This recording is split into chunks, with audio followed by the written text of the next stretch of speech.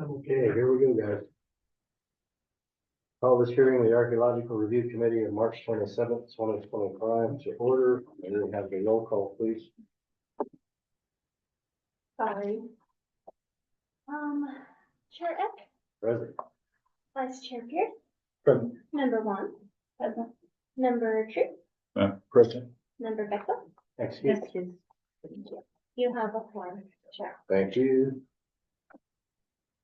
First thing for us to do is consider the agenda. Staff, is there anything you want to change on the agenda? We will be adding an item B to administrative matters and communications for the 2025 Heritage Award. Heritage Preservation Award. Okay, And also an update on the minute. Chair, So, Chair, item C. Chair, members of the ARC. Oh, I see. Okay, Apologize. anything else that comes to mind? that is all, Chair. I'd like to indulge in picking of nits now all at once instead of on each of the first 5 cases. I see no evidence presented in the documentation I have that any of these 5 applicants for listing are asking to be approved as a historian. Therefore, the words "and historian" will be stricken from the entry on the agenda for everyone for the first 5 presenters, and also from the staff reports associated. They are asking to be listed as archaeologists on a list that happens to include the phrase "and historians." They are not asking to be listed as historians. Go ahead. Chair, I asked each applicant if they're requesting to be listed as archaeologists and historians. And each of the applicants said they would like to move forward with as archaeologists and historian. So that's why staff moved it on the staff report to put them as archaeologists and historian.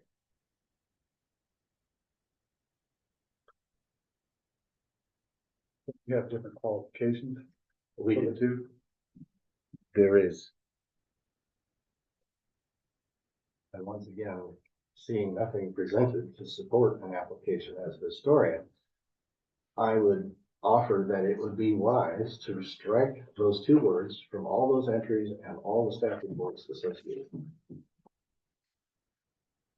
Or we can do it individually with a motion. I was trying to avoid beating that horse to death on each and every one.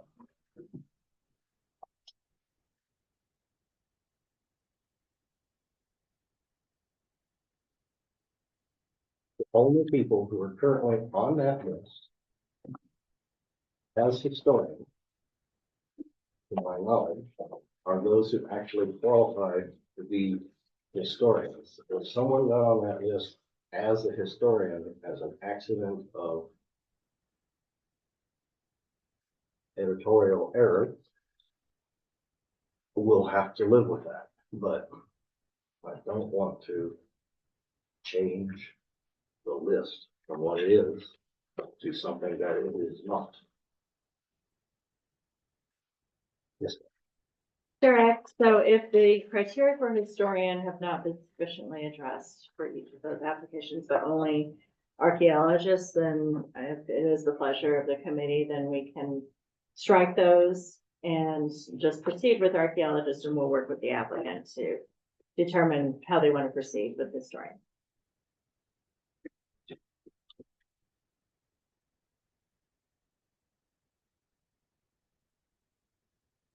Hey, if you're willing to deal with this on a case-by-case basis, then I will be quiet and not offer any other suggestions about the agenda or the staff report. I'm sorry, were you suggesting the first alternative, which is just to strike it from the agenda in the first place? Or are you saying we should deal with it?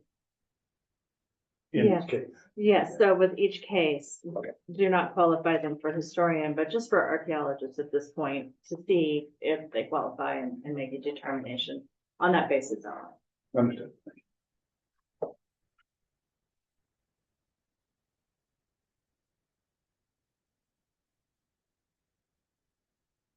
Do you have any further suggestions? Observations or changes to the agenda? If not, we will consider a motion. Mr. Chair, I move we approve the agenda for the meeting of March 27th as amended. Moved and seconded. All in favor signify by saying aye. Aye. Motion carries.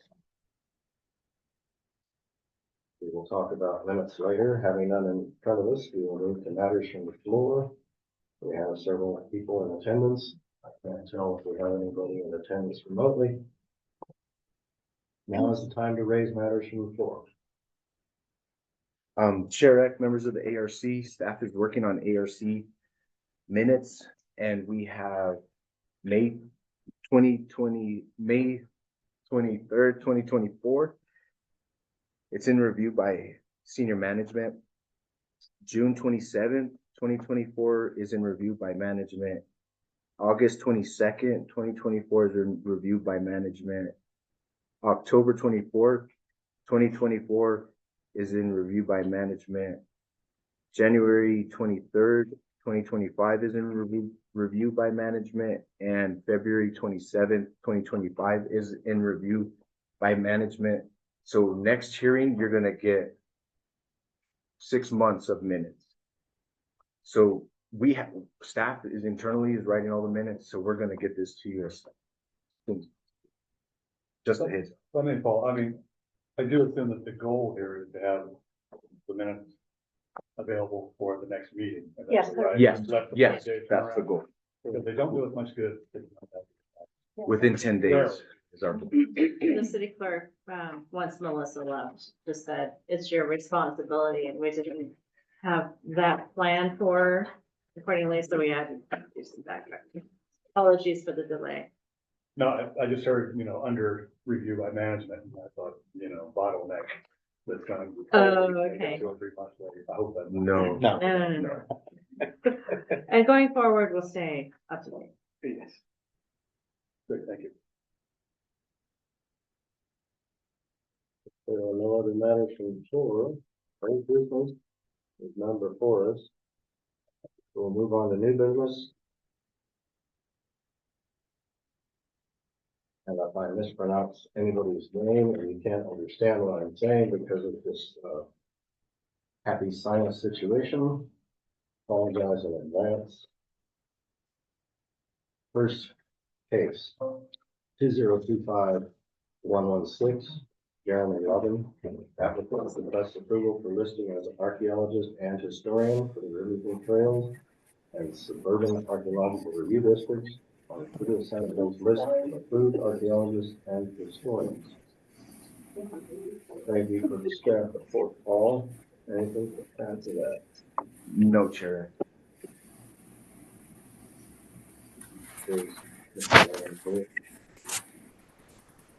Jeremy, can you hear us? Yes, can you hear me? Yes, can you please be sworn in? Sure. Okay, can you please state your name and address for the record? Yes, my name is Jeremy Lovin. My address is 12353 Tierra Volcan Avenue, El Paso, Texas, 79938. Thank you. Do you solemnly declare and affirm that the testimony you have in reference to this item shall be the truth and nothing but the truth, and do this under the penalties of perjury? Yes, I do. Thank you. Chair, you've been sworn in. Mr. Lovin, you have the floor. Is there anything you need to add to the materials that you presented to us? No, sir. I believe everything is correct and complete as far as I know. All right, thank you. We'll move to the committee. Member Treese?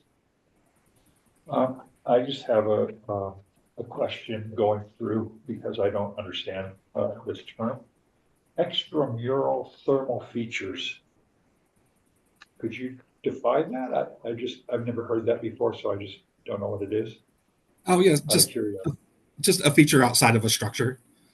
So say maybe like a roasting pit or a hearth that's not inside of like a habitation or kiva or other type structure. So like a fire pit outside the house. Correct. Yes. Okay. Extramural. I just think of something else. If we're not good for anything else, it's using $64 words. Member Pierce, I don't have any comment to it. Member Watts. Are you missing time from your chart of experience, Jeremy? That's more of a summary. My overall experience is much greater. Because when I added up your supervisory time, it came to, I think, 405 out of 480 days for 24 months of supervisory time.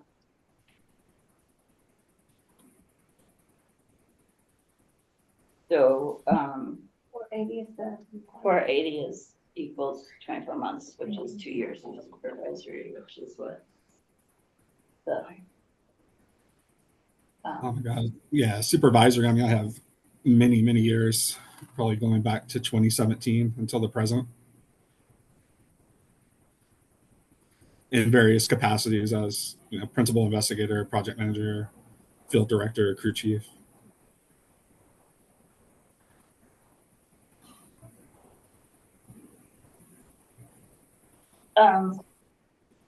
Can you provide us with an updated chart of experience with all your experience? Oh, absolutely. No problem.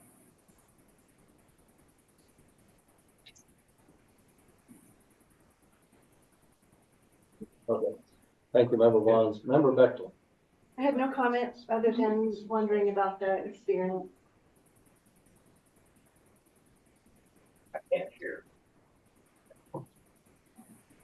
Please. No comment except just wondering also about the experience. All right. Mr. Lovin, would that additional experience in any way address your time serving as a historian? No, sir, it would not. All right.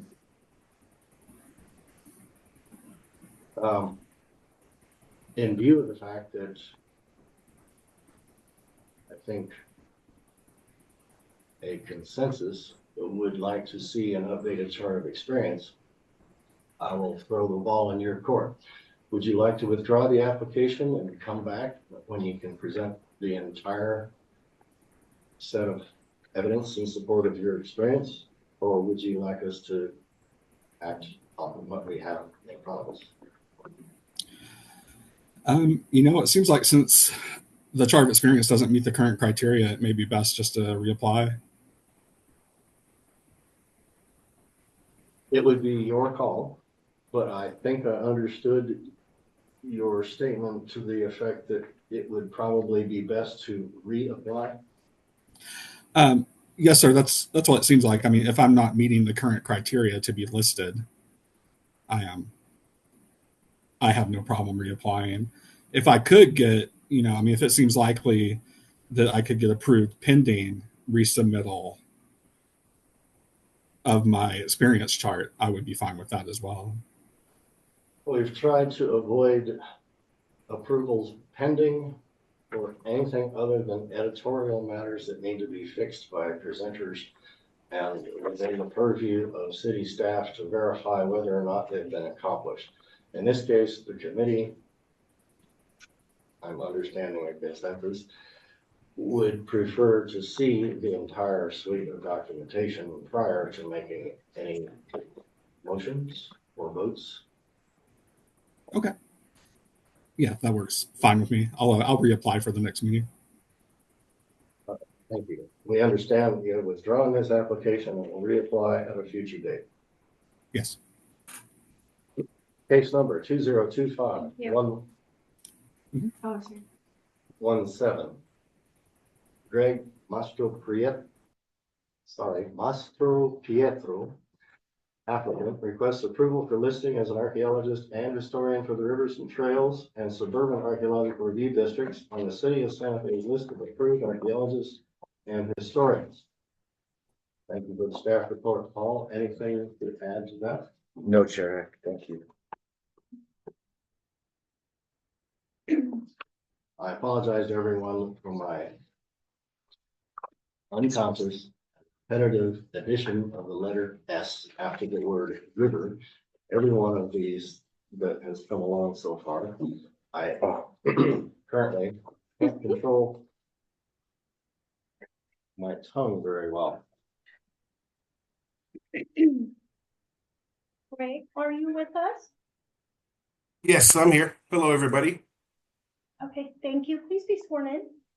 Can you please state your name and address for the record?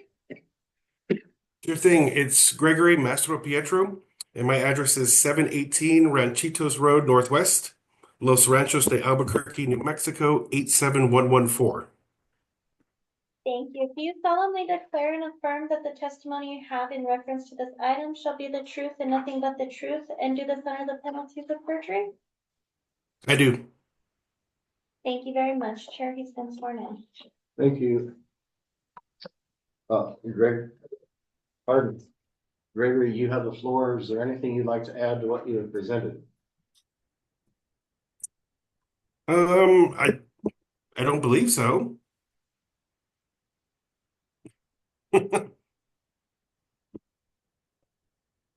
If there's nothing to add, then we will move to the committee. Member Bechtel? May I ask the staff a question? Yes. Since it seems, we always see these wonderful archaeologists that applied for inclusion on our list, but the form where we look at their supervisory experience is varied for archaeology. Could we clue them in before the meeting, before they get here, that that's what we look for, and they need 480 days of that said experience before we'll let them pass, no matter how wonderful their writing is, no matter how much experience they've had. I just don't know why every time we see these forms, they're different. I mean, I don't know how to read this one.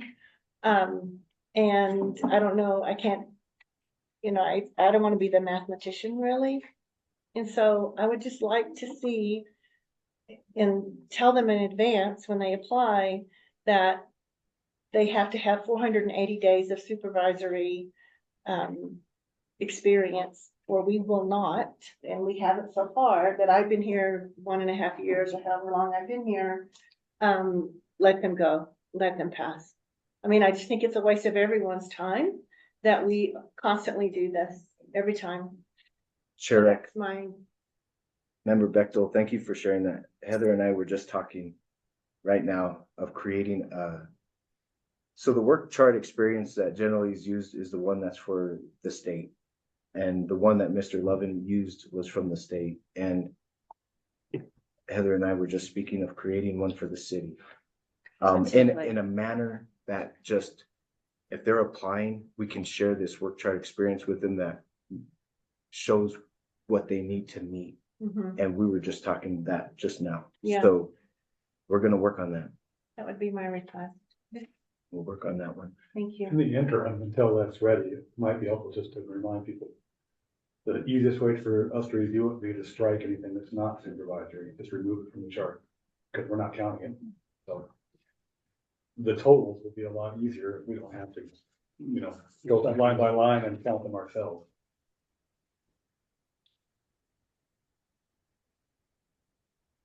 So therefore, I see the total of 269 on this. That's the biggest number I can find, but I don't know if that's the total number or which. So these that are, is. That's by region. it's by BLM region. But when I added up supervisory, it was nowhere near. It's not near the 480. 480. Okay. Thank you.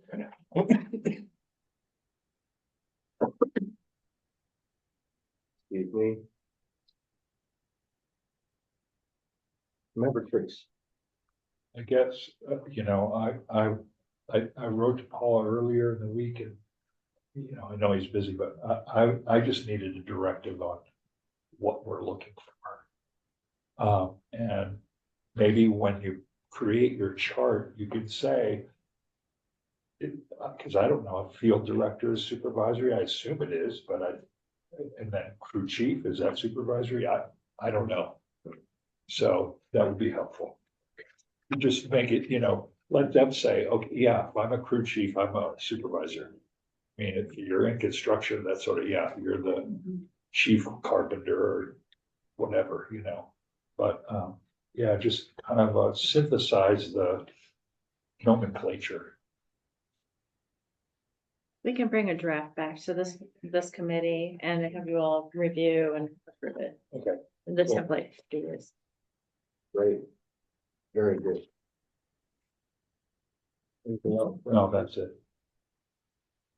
Member Pierce. Yeah, I would just add on one other thing. In addition to our concerns about meeting the threshold for number of supervisory hours, the applicant does not have a master's degree, which means we would have to consider equivalent experience, which raises the bar even higher. I mean, I don't think we're there. Not even close. That's all I have. Derek, member Wands. Pretty much what Derek just said, so. Okay.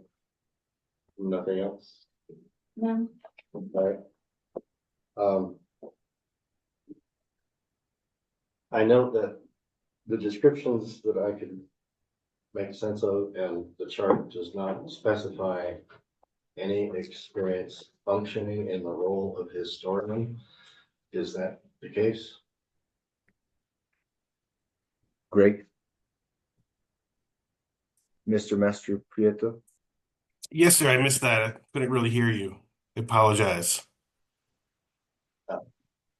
I'm not able to speak up very loudly. Sorry about that. I just see no evidence presented that you have had experience in the role of historian.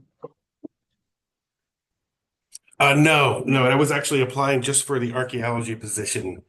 So yeah, apologies that that got in there. Thank you for that clarification.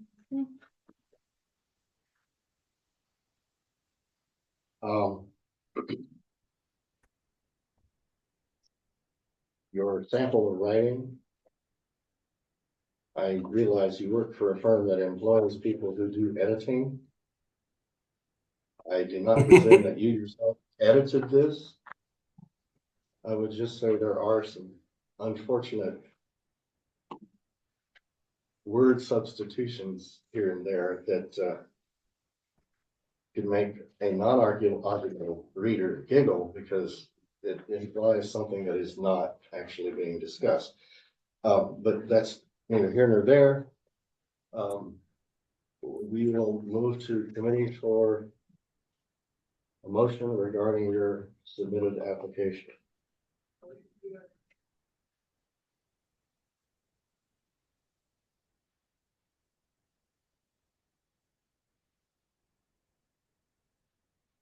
Hearing no motion.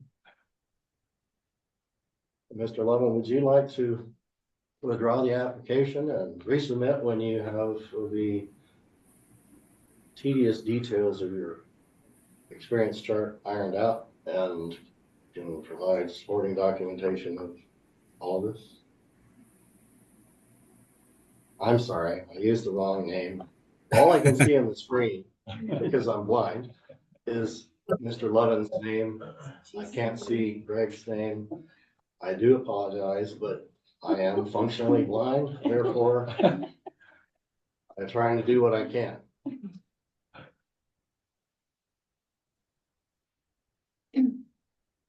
Well, fair enough, and thank you for your time. Greg, the question asked was, would you like to withdraw and apply at a different date other than being denied?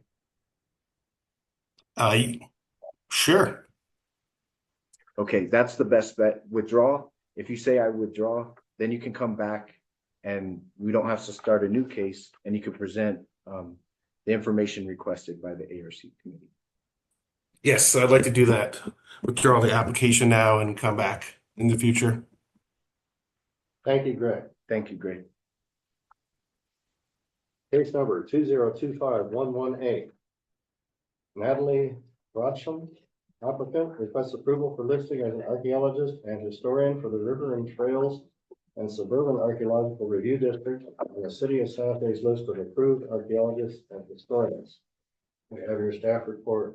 Paul, anything to add to this? No, Chair. Thank you. Is the applicant in attendance either in person or via that device? Chair, Natalie Frachem will be out, but her colleagues, Greg Mastropietro and Matthew Lant, will be representing her. And Joshua. Oh, yes, and Joshua Baez. The whole crowd. Thank you, Josh. Thank you, sir. All right. We'll start with Matthew. Go ahead and unmute yourself to be sworn in.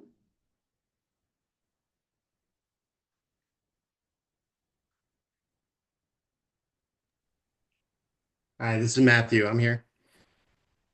Okay, perfect. Will you please state your name and address for the record? Sure. Matthew Lant. Address is 776 East 2nd Avenue, Durango, Colorado, 81303. Thank you. Do you solemnly declare and affirm that the testimony you have in reference to this item shall be the truth and nothing but the truth, and do this under the penalties of perjury? I do. Thank you very much. And sir, what was your name? Joshua Vallejos. Can you state your name and address for the record? Joshua Vallejos, 1010 Parkland Avenue, our parking place southeast, Albuquerque, New Mexico, 87106. Thank you. Do you solemnly declare and affirm that the testimony you have in reference to this item shall be the truth and nothing but the truth, and do this under the penalties of perjury? I do. Thank you very much. Chair, you've been sworn in. All right, between the three of you that are gonna speak in support of this application, figure out who's gonna make a definitive statement as to whether or not there's anything you feel you need to add to the materials submitted.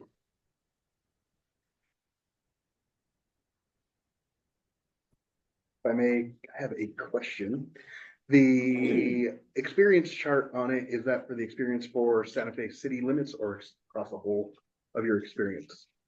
We want to know the length and breadth of experience, be it on this continent or another. Okay. It matters not. I felt confused. I thought it might have just been for Santa Fe. Nope. Okay. That would only be when you're applying for the historic. Yeah, that's kind of, that's what I just in my head. If there's nothing that you feel you need to add, I want to ask my question right up front. Is there any evidence to your knowledge in any of the documentation submitted or anywhere else that the applicant has served in the function of a historian? No. And I can Okay. say that for Matt Lance and myself as well. We are not here for the historian part of it. Thank you. Let's focus on Natalie, Josh. Yeah, it has to be. No. You can repeat yourself later. Okay.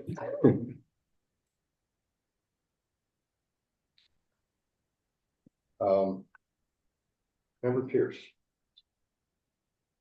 Well, I haven't checked the math, but it appeared, first of all, was nice that Natalie was kind enough to at least highlight the entries that are supervisor, that helps.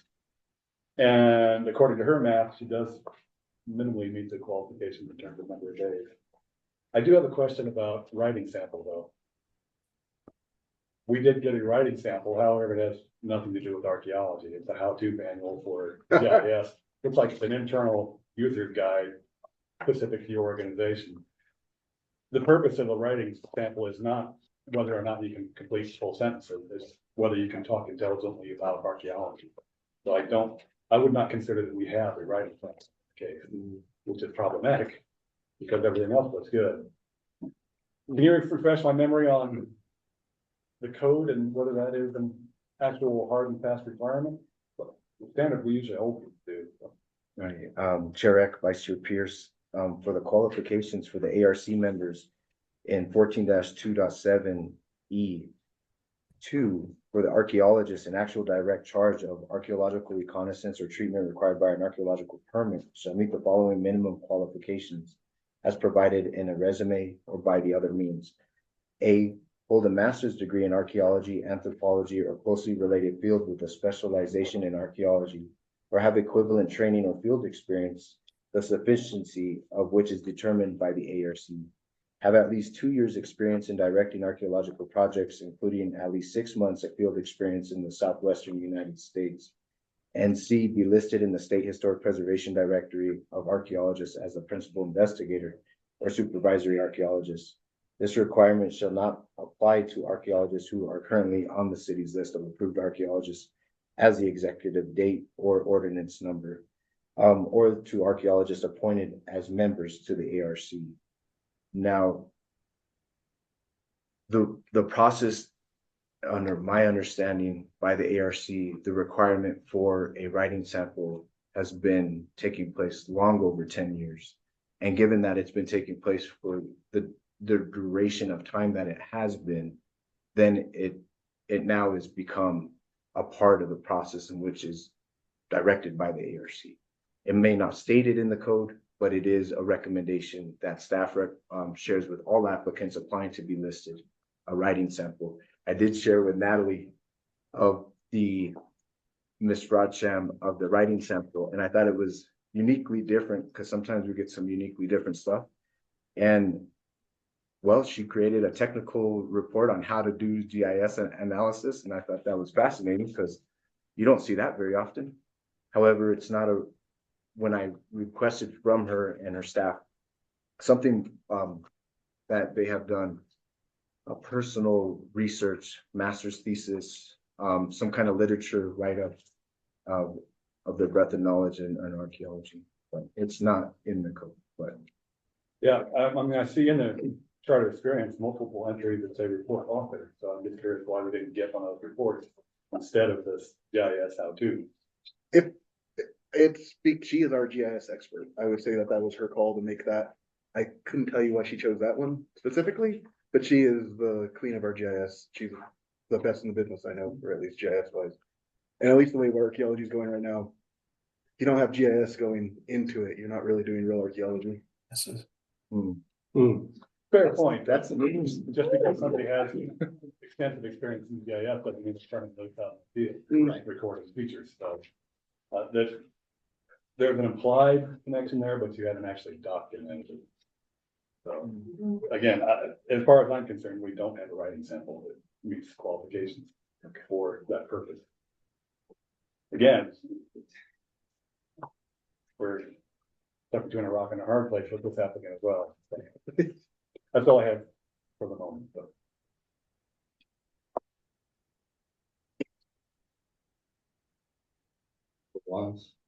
So, there doesn't seem to be a lot of field experience as an archaeologist, like actual field experience. So this person has been directing field projects without much field experience, like field director running the entire project. She's field there. I know directing. So in our, at least, she's basically been giving the crew leads what they need to do, and they're the ones that go out and do it in the field.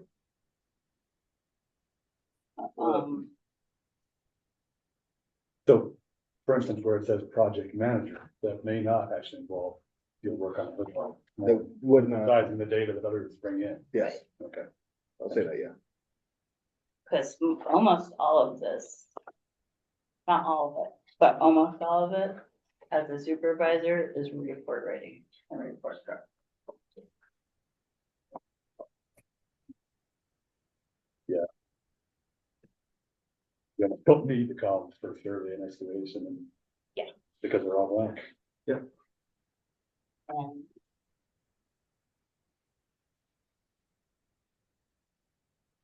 About PI on some of these.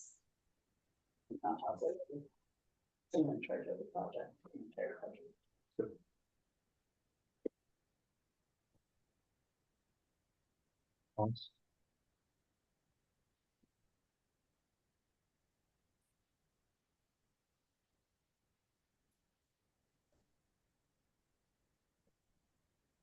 Only that was the one leave you. No comments. Thank you for asking.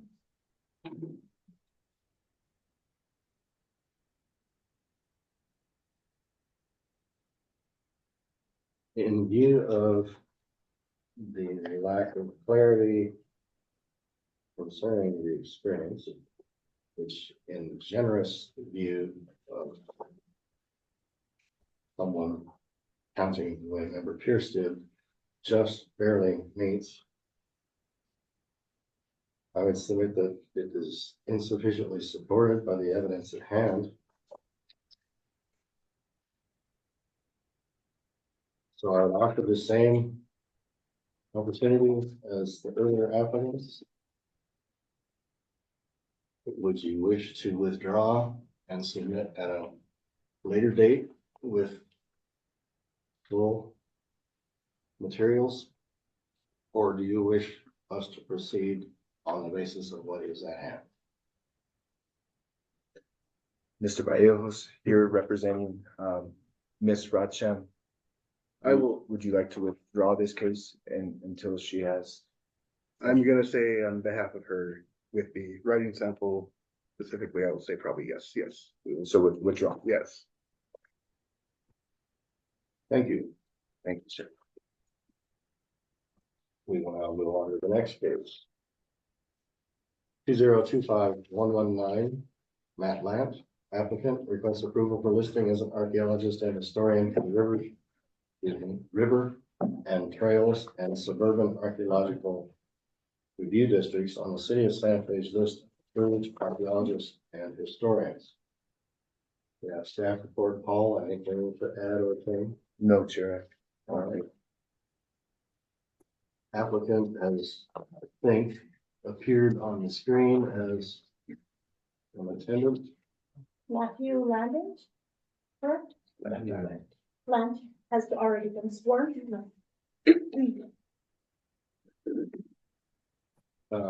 Mr. Lant, the floor is yours if you wish to add anything to the materials submitted. Thank you all.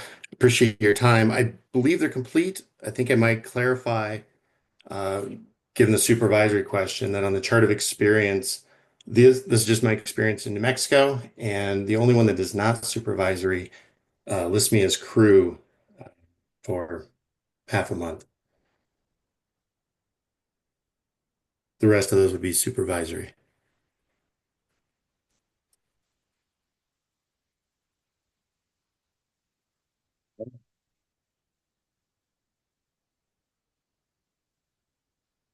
Anything else? Board Member Bechtel? Oh, I'm still confused by what I'm looking at. So you're saying just in New Mexico? So you're shy of the 480 days necessary. Is that what I'm seeing? Or is it, am I not seeing it Well, correctly? Based on the turbo experience received, he's shy. So if I look at his, all Yeah. this, Right. So that's where, Yeah, by his own total at the bottom of the chart, 13.6 months. In total. Which seems not to add up, but if that's true, it's well short of 24 months.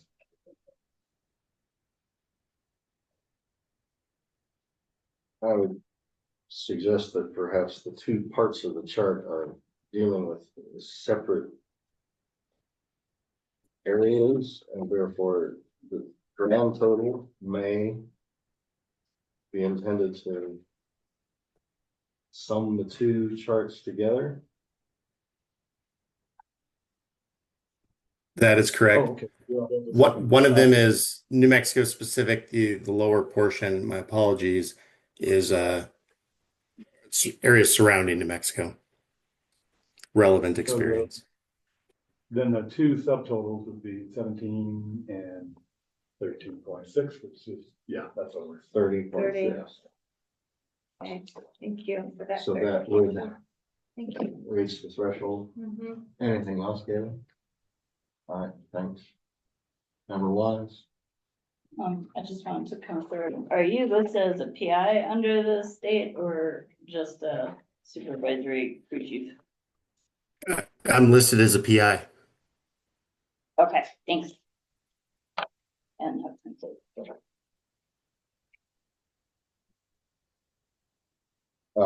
I'm glad you can clarify that, because when I looked at the state list, it didn't seem to indicate that you are listed as a PI. Yeah, thank you. I can appreciate that. It was recent. Yes, it is notoriously a few days late, a few dollars short on timeliness on that table. So. Member Pierce. Well, you chimed in. Oh, well, that was my one thing, so I had no further comment. Okay. That's your one thing, member trees. I don't have anything except the charts continue to confuse me. And you all say PI, I'm assuming that means project investigator? Principal. Principal investigator, okay. So, and principal PD is Project director. okay, so I was right. Half of it. Just, okay. Translating from one field to another. So if you got, No, I'm done. So Matt, tell me about your experience as a historian. Yeah, I apologize. That isn't clear on this. Most of my work since 2017 in and out of Santa Fe has been honestly with the penitentes, understanding the influence of the Spanish and the Roman Catholic Church towards the north as it entered Colorado. So it doesn't show up well, and I apologize for that. I see that now. If one is to, through a PDF, search through the CV, you'll see that Murata shows up since 2017 to last year. I'm in the process of actually finalizing another grant to continue that research. That research has taken me speaking to brothers of penitentes in Pueblo, Colorado, the San Luis Valley, and Santa Fe. So my historical side, the historian side, is simply dealing with the understanding the signature of the penitentes on the landscape. Interesting. Fascinating. Can you characterize about how much dedicated time that adds up to? Yeah, actually, it ends up being multiple months, and it shows up actually in the relevant portion of the experience. In the last line of the chart of experience has a couple months dealing with Spanish structures through state historic funds grants.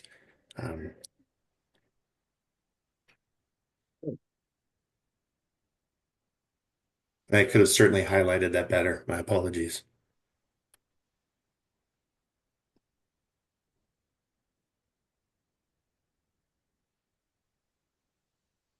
So in aggregate, that line represents 2.3 months of such experience.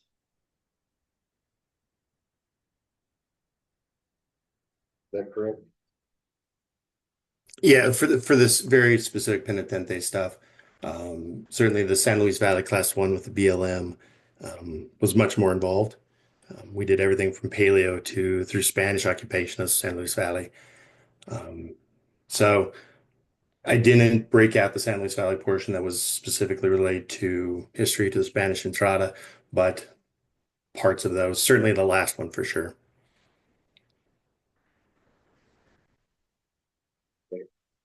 What you just said sounded like a melding of field work to identify things that have a Spanish cultural affiliation, Hispano, or whatever term the locals prefer.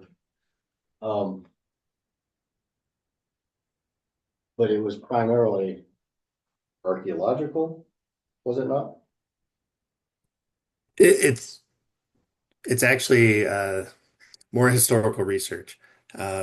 So some of it ends up being archaeological, some of those Marata footprints, but a lot of that actually is about the structure of the Maratas, the traveling of the groups. And currently, I'm working with the last line in there with a pardon me, a local Hispanic group in southern Colorado, and their migrations during the sugar beet industry shift in Colorado. So while it sounds historic, I actually think it's more historic and ethnographic in nature.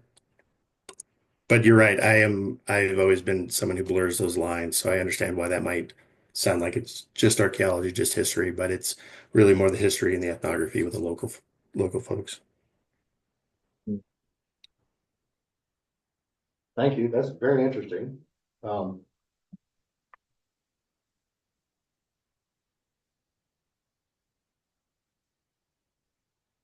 Anybody else want to revisit? Rebecca? So what are the criteria for historian that we have? Do we have criteria? I know I came in late. I apologize. Chair Eck, Member Bechtel, the qualifications for historians is in 14-2.7E4, historians. All historians in actual direct charge of archival research and analysis of land titles or historic maps shall meet the following minimum qualifications. A, hold a master's degree in history or have equivalent professional experience or demonstrate equivalent training, the sufficiency of which is determined by the ARC. And B, demonstrate the ability to carry out archival research. So it's dependent on the ARC's discrimination. And are they listed as a historian by the CPRC of the state of New Mexico? Chair Rec, Member Bechtel, I don't believe so. When I looked up on the SHPO directory, he wasn't listed as the historian. As of the latest posted version of said directory, which is not apparently up to date. No, not listed as historian. Chair Rec, Member Bechtel, however, that's not a qualification to be listed on the SHPO directory. He does have to be listed on the SHPO directory as an archaeologist for a PIP, Principal Investigator, Project Director, or a Supervisory Crew Chief Archaeologist, which he does currently have, and a master's degree. But it's up to the discrimination of the ARC to determine. But it's a master's in anthropology and archaeology, not in history. Is that? Or in the code, it states or in history, or have equivalent professional experience or demonstrate equivalent training, the sufficiency of which is determined by the ARC. Well, we're in the same boat as someone who doesn't have an advanced degree asking to be an archaeologist. We have to see time, function, and effort and production equivalent to, in this case, I would suggest we would need to see the same kind of demonstration. Breakdown. Yeah.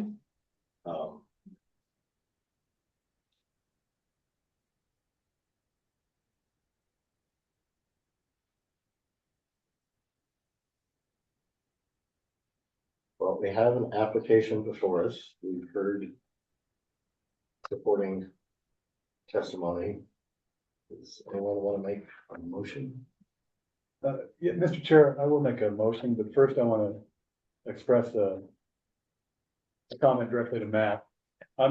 Because we don't have the documentation to necessarily qualify you as a historian, I'm going to leave it out of my motion.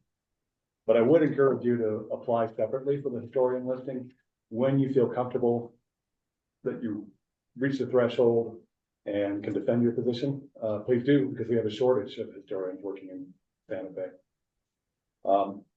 And I would point out that a big part of the nuts and bolts of doing historical research for that purpose is chain of title research. So make sure you've done some before you apply. Now, that said, in case 119 ARC, land applicant for listing as archaeologist only on the River and Trails and Suburban Archaeological Review District. I move we approve listing as an archaeologist, not as a Second. historian.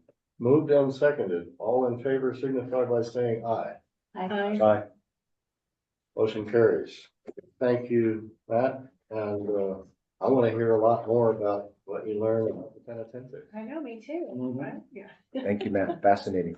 My grandfather was a penitente in Abiquiu at the Mont Island. So it's home back, what you're talking about. He's gonna talk to you then. Yeah. Yeah, I can get him in touch with all the. Thank you all for your time. Thank you, Matt. Thanks.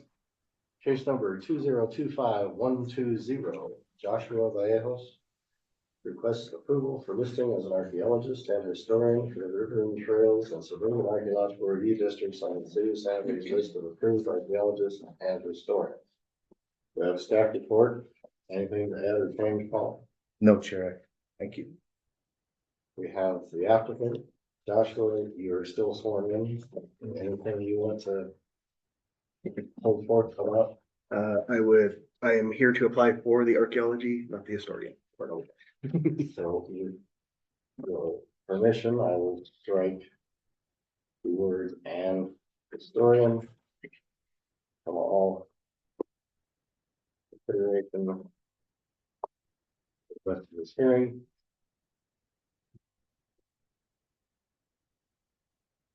Number trees. Well, survey or the grid is faulty again. The stuff you listed is there and the dates, but I don't really see, I assume that because you're a professor, you probably were supervising people, but I don't I'm not. see that. Not a professor. You're not a professor? Okay. I will say, in your agreement, I do hate that chart with a passion. I look forward to the one that you guys create. I hope it is so much better. So that's all I got. All right, thank you. Member Pierce. Yeah, I'd like to clarify something that's actually in the staff note. It said that you're currently working on your master's in anthropology at UNM. Is that outdated information? That is very outdated. So you do have your. Yeah. Okay, because the very next line says that you're listed as a PI for the state, and you cannot be listed as a PI until you have that master's. So, Yeah. okay, so that helps. Very out of date. Actually, that should be my writing sample, should be my master's project. Yeah, I thought so, which, yeah. Your CV is also out of date then. Is Yes, this says you're presently in the Master of Arts program. guarantee, okay, I know where that came from. That is the company itself. That's because that one right there I'm looking at is not the CV that I keep. Version control. Mm. And that just raises something I want to make clear. You are applying for you being listed on this list. It has nothing to do with who you work for. Yeah, is my permit. Yep, I understand that. Other than clearing up that confusion, my only other comment is, yeah, the chart of experience is not really adequate. In particular, it doesn't say what's supervisory and what's not. We have nothing to go on in terms of I can, determining whether you meet that 48. should say, if I'm not mistaken, can I get a copy of that chart real quick? Sure. I'm positive, I think that chart only is my experience. Thank you. My supervising experience, just looking at it. Yeah, That's the problem, is it's just not labeled that. yeah, that's 100%, just my experience as a supervisor in the state, I think it's just state in Mexico. And these are listed in days, not months, correct? No, it should be, let me see again, sorry. Is it pen if you? it has to be days because he's not that old. Oh, yeah, yeah, those are days, so it's, Yeah. yes, those are days. I might be that old, but well, Just looking at it and, you know, estimating in my mind, it looks like you're in danger of not meeting the threshold as well. I So really if you have some additional experience that's not there, it would be wise to add it. I mean, I really should. I've been crew chiefing for, since before I got into UNM, so 2016, or way before 2000. 2016 is when I became a crew lead. I don't know if you can check that on the records, like the going back thing. Yeah. And ever since then, I've, like, basically every project I've worked on has been as a crew lead, at a minimum crew lead for projects. Well, it definitely sounds then like there's information that's not in your chart that Yeah. would help you, so keep that in mind, if you end up coming back. Which seems like. that's kind of where we're headed. Yeah. So, Yeah. number one. Same thing, your CV and your chart did not allow me to figure out really your experience. Okay, And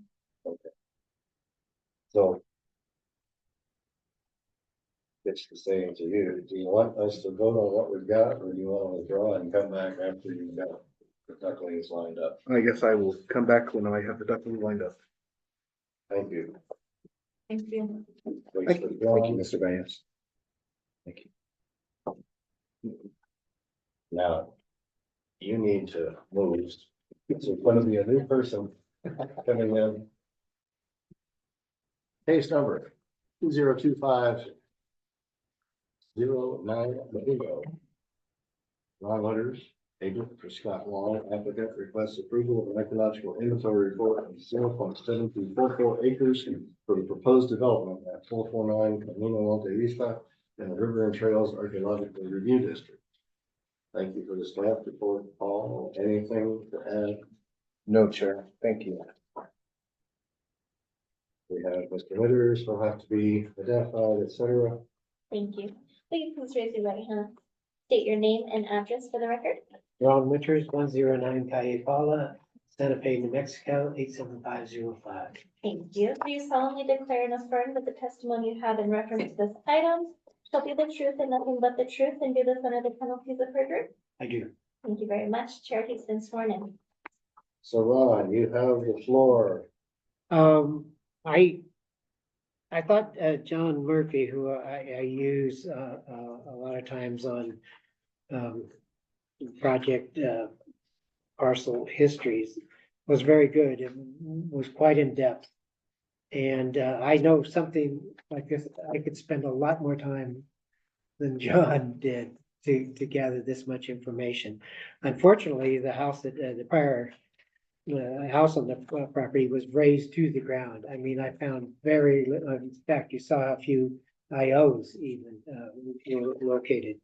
One oversight I wanted to mention was I was fascinated by the fragment of license plate and kind of went down a rabbit hole and to find out how unique this plate was and when it was.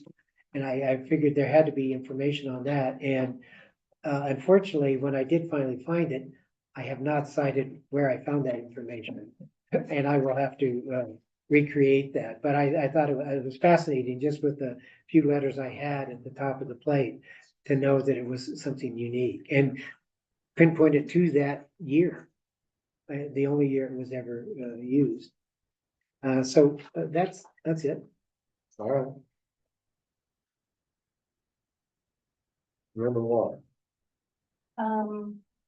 Really, my big comment was that, nothing's in NIMCRIS. The what? Nothing is in NIMCRIS. Oh, you, the site, yes, yeah. Yeah. And the survey area. Find myself someplace, but otherwise, it's good, thank you. Rebecca? No comments. I appreciated John's history. Sorry, they raised the house before they figured out. what to Yeah. do. I was a little surprised that they got away with that. Member Trees.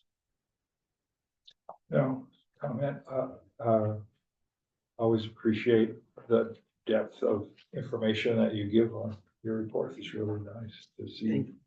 And like I told you before, the Northfeld House was the Freddie Holmes Hacienda, Grant Hacienda 2 years ago. Right. Recognized it. That Fiction. Scott's. Scott Sherry's, yeah. Yeah. Thought it might have been. Member Pierce.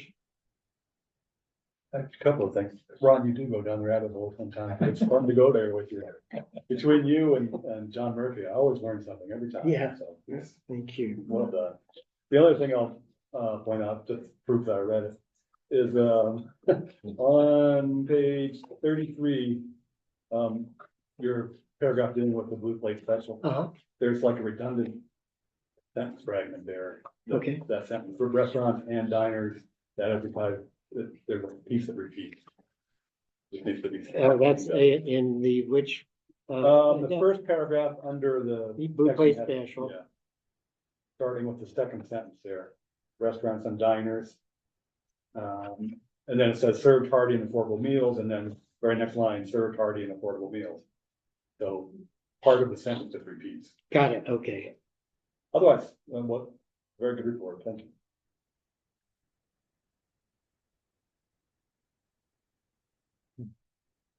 We could also have changed the emphasis of your discussion of isolated occurrences and put in a heading for the license plate special.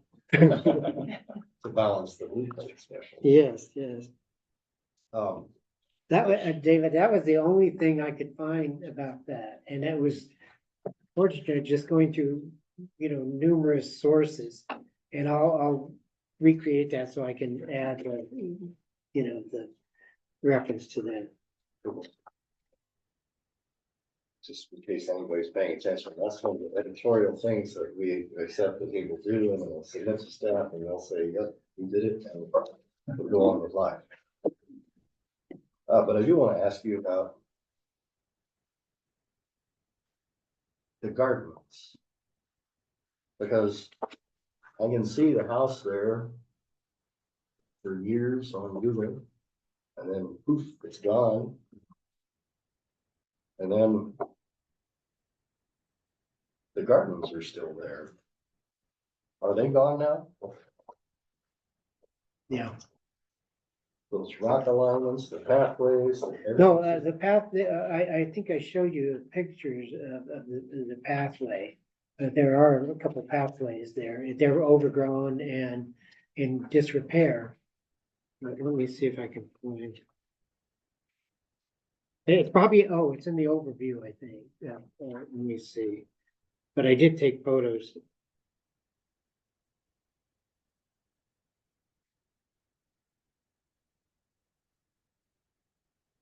I'm guessing maybe they're visible on figure 5 and 6 on page 30. Is that what you meant? Oh, yeah. I mean, there's evidence of it. Well, they're pretty obscured actually, but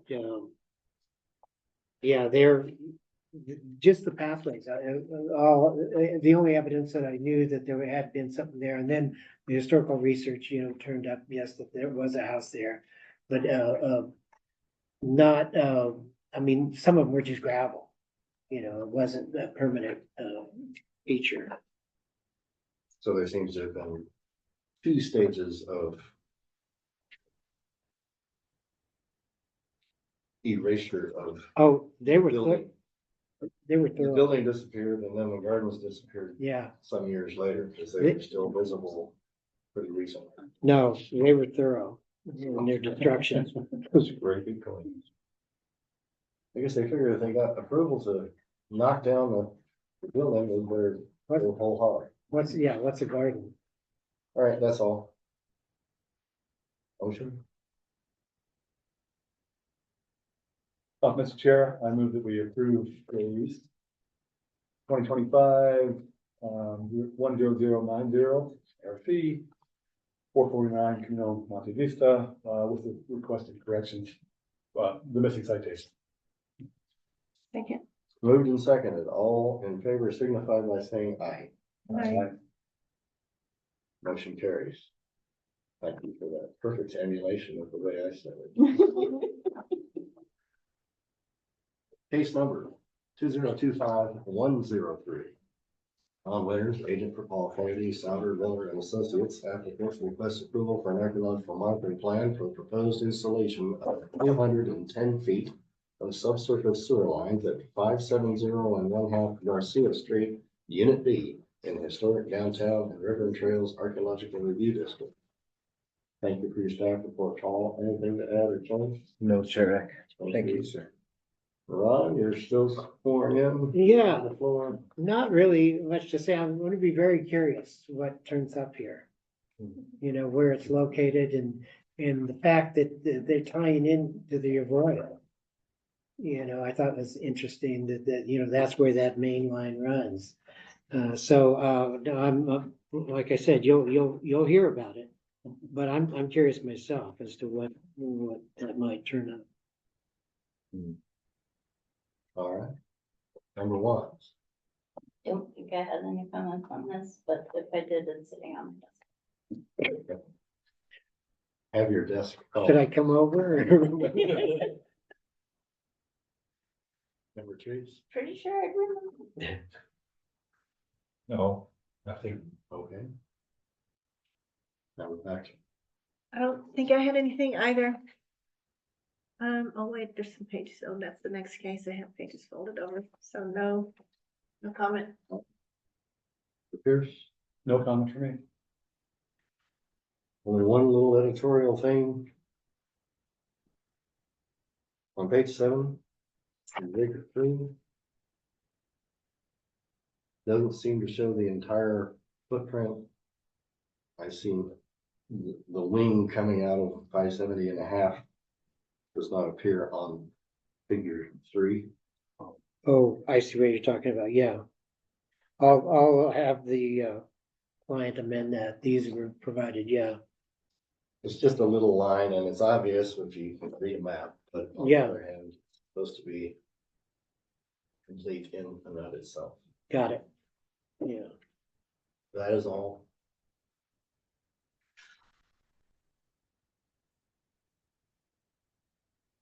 Mr. Chair, I move that in case 10-103, 570.5 Garcia Street, Unit B, we approve the request for accept the monitoring plan, with the requested correction to the map graphics. Second. Moved and seconded. All in favor signify by saying aye. Aye. Motion carries. Thank you, everyone. That's I'll all. see you in May because I'll be at the SAA's next. It's a big place. I may not see you. I'll find you. Like it or not. He knows where I hang out.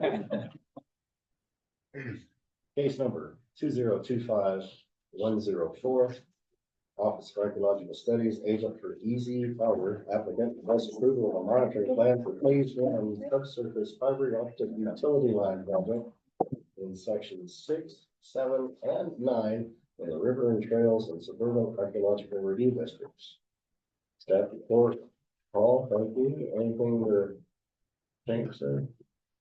Direct members of the ARC, I think there needs to be a little more clarification in this proposed plan.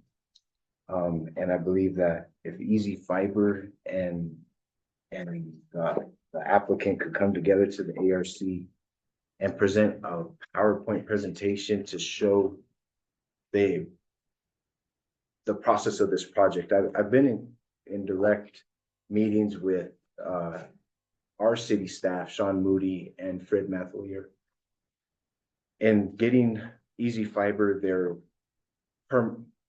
permitting in order to move forward with this project. And this has been a project, I believe, that they took over from Cyber Mesa. Cyber Mesa is no longer here, so they bought that company and now take over it. And now they're looking at possibly a 10-year project within the city to get the city upgraded to all subsurface fiber optic line. And that's extensive. We're talking millions of linear feet, we're talking even more so cultural resources below ground. And we need a better idea of exactly what they're proposing before they do it. Phase 1 all the way to phase 10. We need what is section 6, 7, and 9. We need to know there's a lot of information in there that we may not know. And before we approve Easy Fiber and allow them to pull a permit, the implications of where that boring will impact cultural resources. And looking at that map, it's extensive and it's intense. It's an intensive project, and it's great that I'm really glad OAS got this project and they're working forward, and they got the resources and the ability and everything to do it. But how do we do this in a thoughtful manner moving forward in the next 10 years with these phases? And I believe that Easy Fiber needs to come before the ARC and present their proposed work, showing the ARC where the ARC feels confident and comfortable in approving phase 1 through phase 10, or however many phases they may have, moving forward before. And we all know monitoring boring, you really don't get the scope of where you're proposing, and areas in the Casa Solana area and areas in these areas, we may need trenching. There's just a lot of methodology that may need to take place in this, but I open it up for the applicant and for Easy Fiber to just share with the ARC, and I could be totally completely wrong, and the ARC may move to approve this phase 1 plan. I don't know, but that's my concerns as city staff. Thank you, Chair. Okay, thank you. We have presenter needs to be identified and sworn in. Will you please raise your right hand, state your name and address for the record? John Taylor Montoya, my address is 7 Old Cochiti Lane, Santa Fe, New Mexico, it's in 507. Thank you. Do you solemnly declare and affirm that the testimony you have in reference to this item shall be the truth and nothing but the truth, and do this under the penalties of perjury? I do. Thank you very much. Chair has been sworn in. Dr. Taylor Montoya, you have the floor. What do you want to say about all this? Chair, members of the committee, thank you. And I do want to also introduce a member from Easy, a representative who's attending on Zoom, Matt DeMiro. And so if he needs to be sworn in, we can do so. If he's going to speak, he must be sworn in. Okay. Matt, go ahead and unmute yourself, sworn in. Okay. Okay, can you please state your name and address for the record?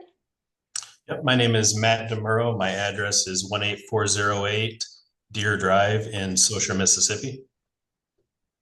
Do you solemnly declare and affirm that the testimony you have in the reference to this item shall be the truth and nothing but the truth, and do this under the penalties of perjury?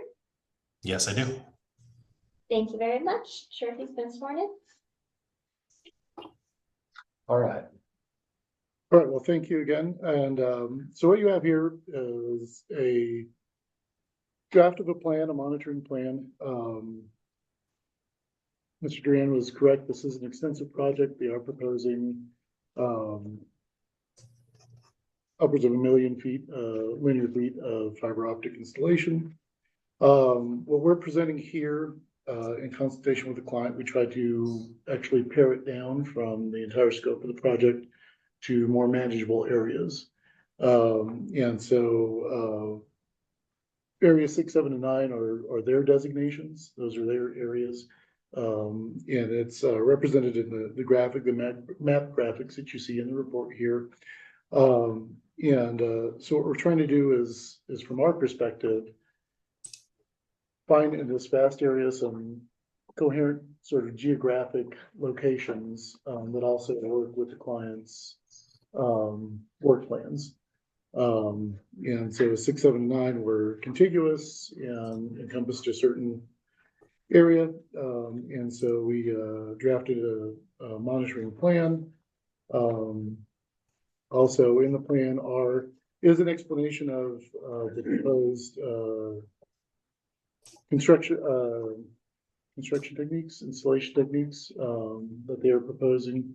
But I recognize that there may need to be, some additional explanation. So Mr. DeMiro is here to answer any questions on that end that the committee may have. if that's helpful, and,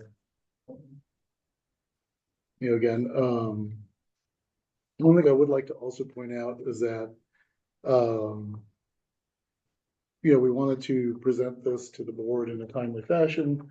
And, the document here is an expedited document.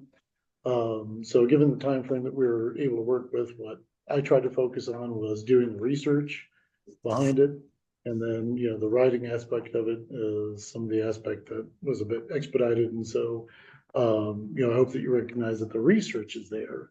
Even if, the length of the treatment of each subject, may be a bit synoptic in some places. So, but with that, I stand for questions. All right, thank you. Number trees. Oh boy, I get to go first. Or you can punt and say, I want to go last. Up to you.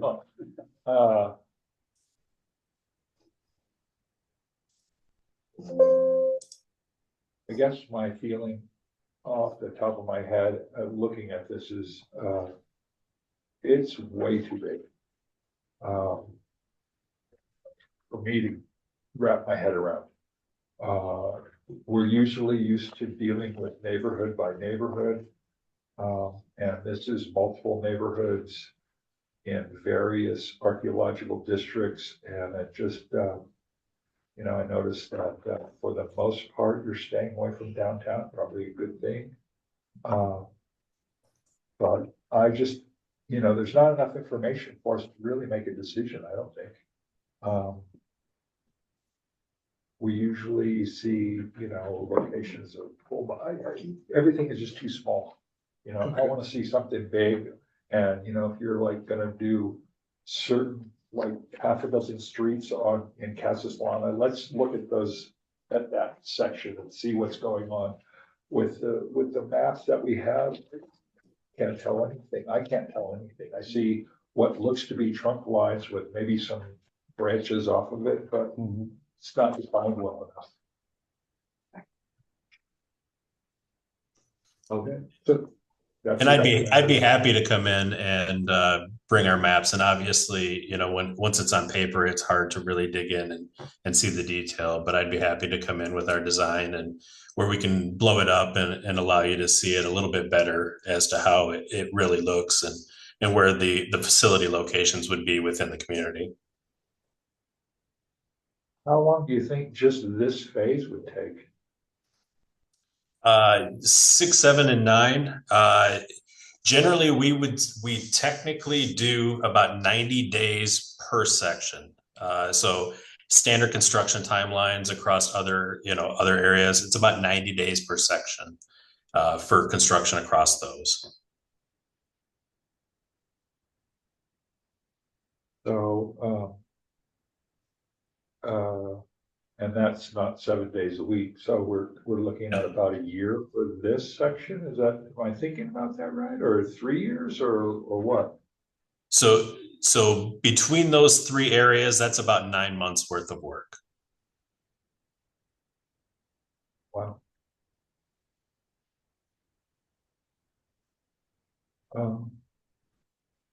Yeah, I really would like to see more detail. That's why I think my main comment is I'd just like to see more detail. I'm done. Very well. Robert Pierce. Okay. Settled in here. First of all, as a resident of Santa Fe, I applaud what the city's trying to do. I mean, obviously it's everybody's best interest, so that's great. But as a member of this committee, this report just doesn't cut it for me. By way of a preamble, this committee has been led over the years to accept the fiction that subsurface boring does not have an adverse effect, does not damage archaeological sites. That's questionable, but certainly pole pits do. And I don't see anything in here that accounts for the possibility that you might be digging a pole pit right in the middle of a known archaeological site. And what do you do in that case? Do you move the pole pit to avoid it? Are you mitigating the site? There's no information about that. And I share Member Tree's concern that this data is not presented at a scale that we can do anything with. It's just too broad, too generalized. So here's what I would need for it to ever be able to vote in favor of the monitoring plan or a monitoring plan for this project. I would need course graphics zoomed into a scale where I can identify and read the name of every street, the length of every line that you're gonna bore, and when it's crossing a known a plotted archaeological site, a known site, I wanna know about it. I wanna overlay it, so I know which line intersects what site and what you're gonna do in terms of treatment. Now, some of that may be the ambiguity of the GIS, right, the big circles. And if you can say with any confidence that it really is somewhere else, not on our line, that's fine, that's all you have to do. But otherwise, I expect each site that may be impacted to be called out and what is the strategy for avoiding or mitigating. And yeah, that's it really. Is like you have to drill down to a scale where we can actually make informed decisions. And that's pretty much street by street. So I don't care how you slice it up, but it's got to be sliced up much more than just section 7 and 9. There's a map. Let me see if I can find it again. I was curious about this. Yeah, I'm looking at figure 2, the satellite imagery. Shows all the lines in blue and red, and then seems to be divided into polygons with a black outline. Do you know what those are, what they represent? Those are different work areas? Yeah. Consider proposing, so. Presenting your information by work area. By work area. I know there's a couple of dozen of them, but that's about the scale you're gonna need. So, yeah, I think that's enough for now. I'll yield and maybe chime in on somebody else's comments. All right. Member Beckman? Same, I mean, I just keep going back and forth through these maps, trying to make it make sense, and it hasn't gelled at all. It feels like if I approve this, I will just be giving you a blank check, and I hope that, you know, you do the right thing when you find it. And I don't think that's the way that we, operate. I know it's not. So, yeah, it's like there's another layer. I mean, I think the hydrological maps are a good starting point in terms of just their scale. It's like, okay, well, but then I didn't see how those relate to what you're doing. They're just descriptions of the maps. So anyway, those are my comments.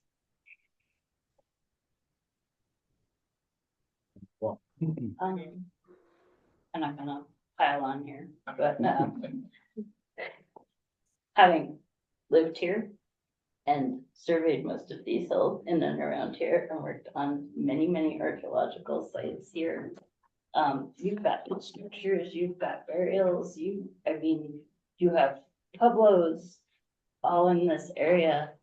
I think like Member Pierce recommended the polygons, bringing it by polygon and actually overlaying NMCRIS maps. And then really you are gonna have to break it down site by site where you're intersecting sites. Do you know what the depths of the bores are going to be? Have they discussed that? Yes, that's actually in here. Did I miss that? Yeah, in Okay. the construction plans and the project Sorry. specifications. That's okay. And Matt, you could speak to that as well. You know, the depth of the bores.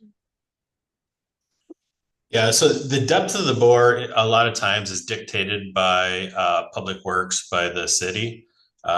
We tend to stay around the 40 to 30-inch depth is fairly standard, but that is also impacted by the city. If there are other facilities in the area that would dictate us to be at a different depth or a reason for a different depth, then we can adjust that.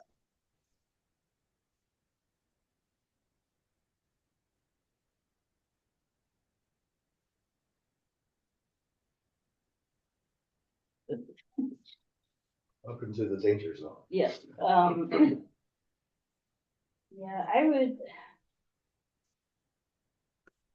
In terms of, for the archaeology, not obviously not dictating how the company itself should operate, but in terms of we're dealing with this project and from an archaeological perspective, I really would write a separate thing for each section, because otherwise it's overwhelming.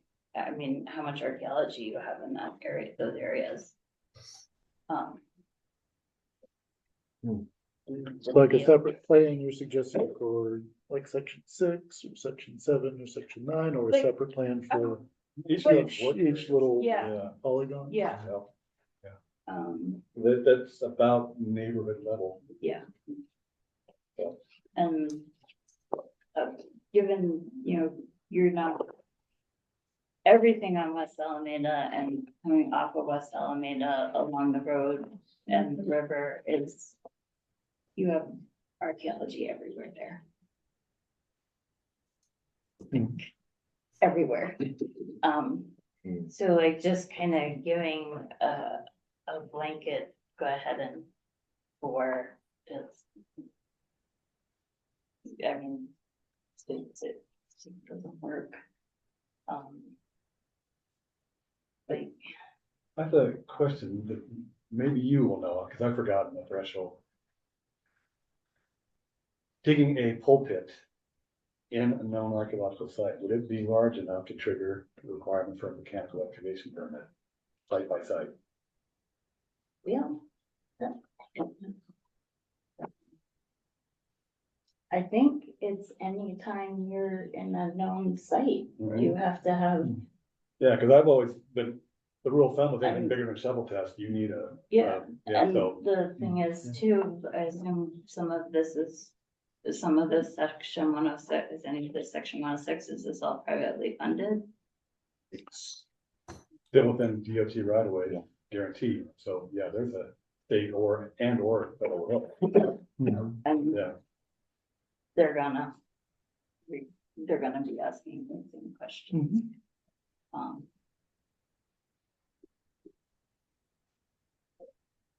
And that's potentially hundreds of sites that might need that. And they're given individually, as far as I know. I don't know if it's ever been bundled. I guess if you have a PA or an MLA and. That's a good point. PA or MOA, those are acronyms to keep in mind. That would be the I would be best surprised if way the to state doesn't approach prompt it. for something like that. Have you addressed this with the CPRC or the Michelle Lindsay at all yet? Have they?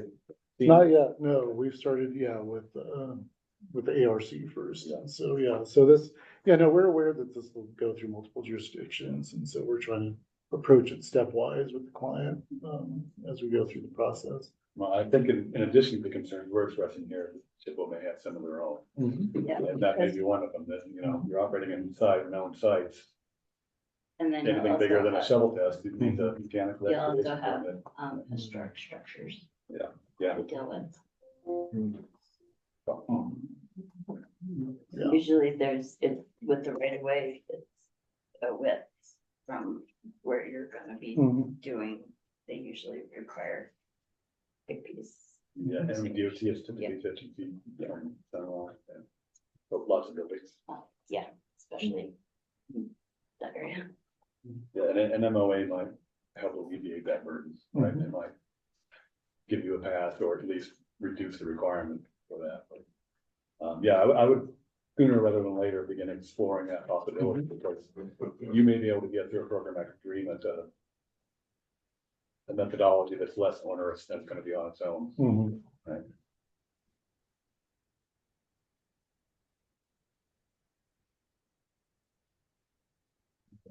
That's all I can remember.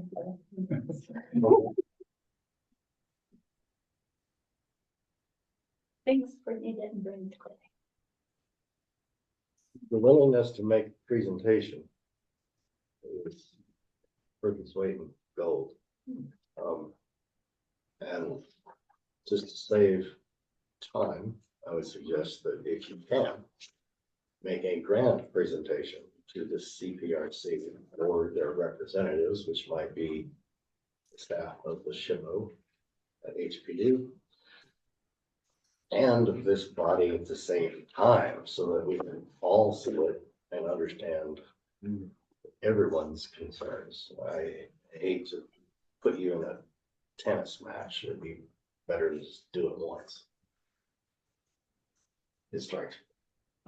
Because I didn't even put any sticky notes on here. I had several questions. Starting with the use of the term section. First thing I did was look at the map. It's not in section 6, 7, and 9 as projected within the Santa Fe grant. So what are sections 6, 7, and 9?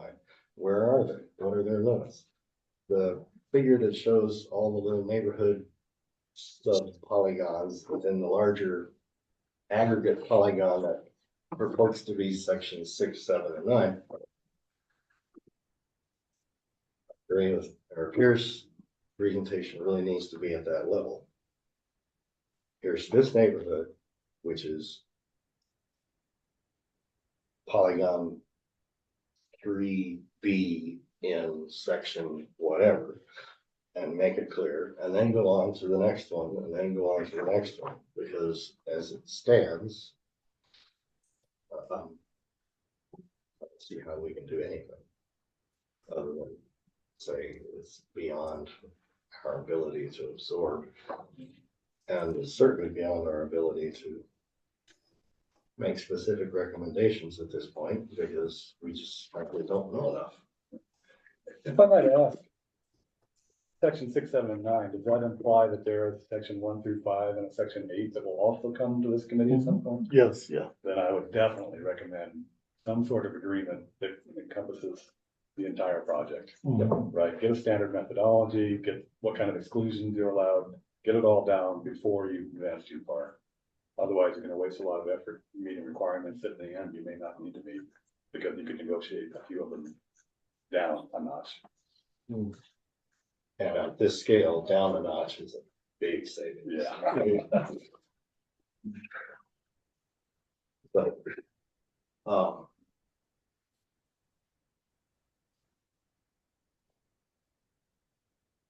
we have a monitoring plan. It's presented for our approval. We have staff recommendation that be postponed. We're not supposed to table things, leave it open-ended. We're supposed to postpone to a date certain. If there are too many variables to know how soon an overarching monitoring plan could be produced and whether or not that is part of a memorandum and its suite of related documents is an open question. So I'm kind of at a loss for a path forward. Yeah, unless we want to make up a future date and hold you to it, I would recommend withdrawing until you're ready to represent. Because we could impose a, next meeting on them. That's a lot to add. I mean, Yeah, no, for the level of detail that you're requiring, there's no way we would make the April meeting. That's just not possible. So. Yeah, I mean, we can definitely take a recommendation to withdraw and we'll reapply. And we have a clearer path forward. Thank you for your comments. Thank you. Thank you. Just, when we do stuff like this, I think the longest one that we've done since I've been here has been the route up Hyde Park Road, which is a few miles. Most of them are like, a couple thousand feet. And this is, we're talking miles again. And we just can't, I mean, you're here, we just can't go, yeah, we're all for this, but I don't feel comfortable. Yeah, if I could, I think that some of the comments, are actually addressed in here in terms of like the methodology, the field methods, I think are actually in there. how we're going to address certain things when we encounter resources. So I would offer that, but I also do take your comments, and recognize that, the scale is, such that, I think you guys are right. It would be better if we had, probably something up on Google Maps and the KMZ that we could zoom in and out of, and you could see at a better scale. We'll try to address the issues of scale in the actual paper report itself. But that's gonna create voluminous maps, and so, there might be a consideration of, drilling down that deep in an in-person meeting in the future. I think number one brings up too, just about the number of sites. I mean, we don't, yeah, I mean, we're gonna be, I mean, they know more than me about that stuff.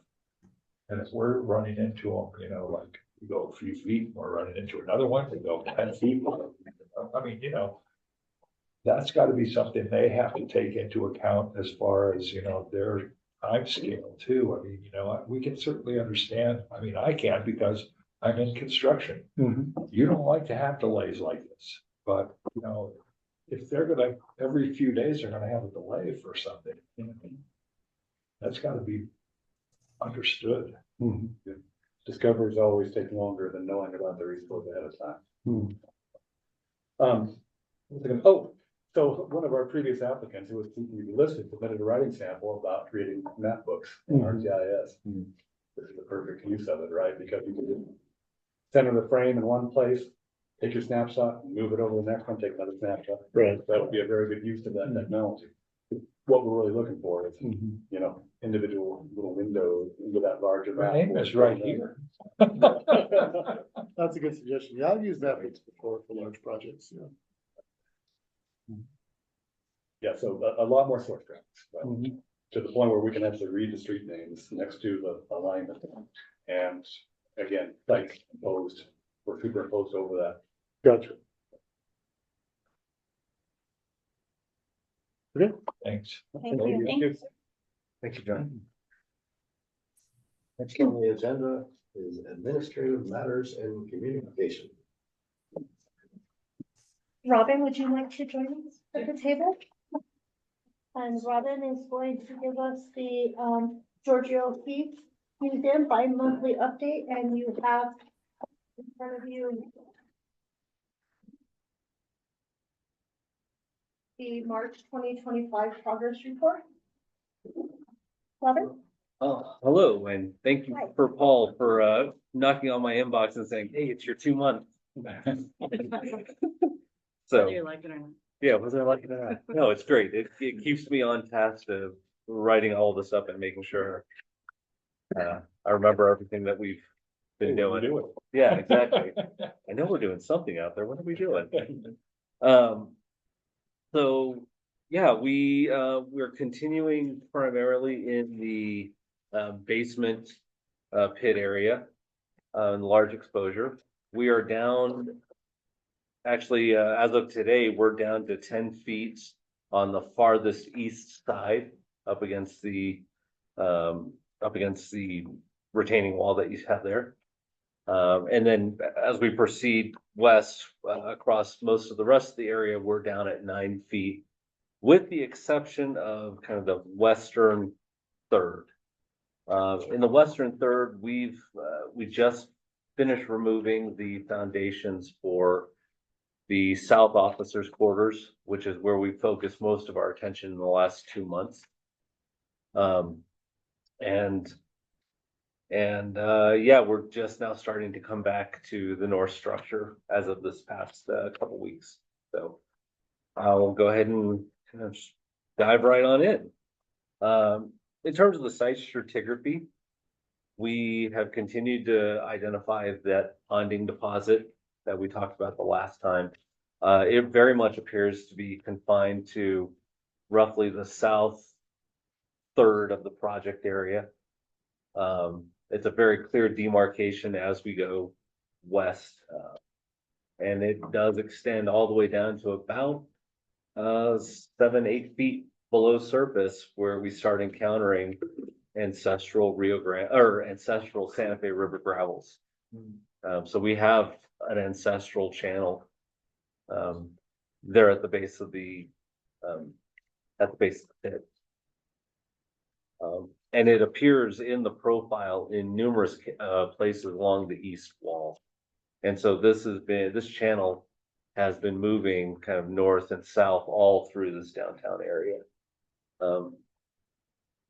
So in terms of the what we're finding, these ponding clays have been heavily reworked. We're finding numerous features and activity areas throughout the ponding clays. They're all fairly localized. But as of right now, we have yet to identify any Puebloan materials whatsoever in any of these ponding clays. In fact, we have several historic features down on top of these gravels, and we're pulling up bottom glass with them.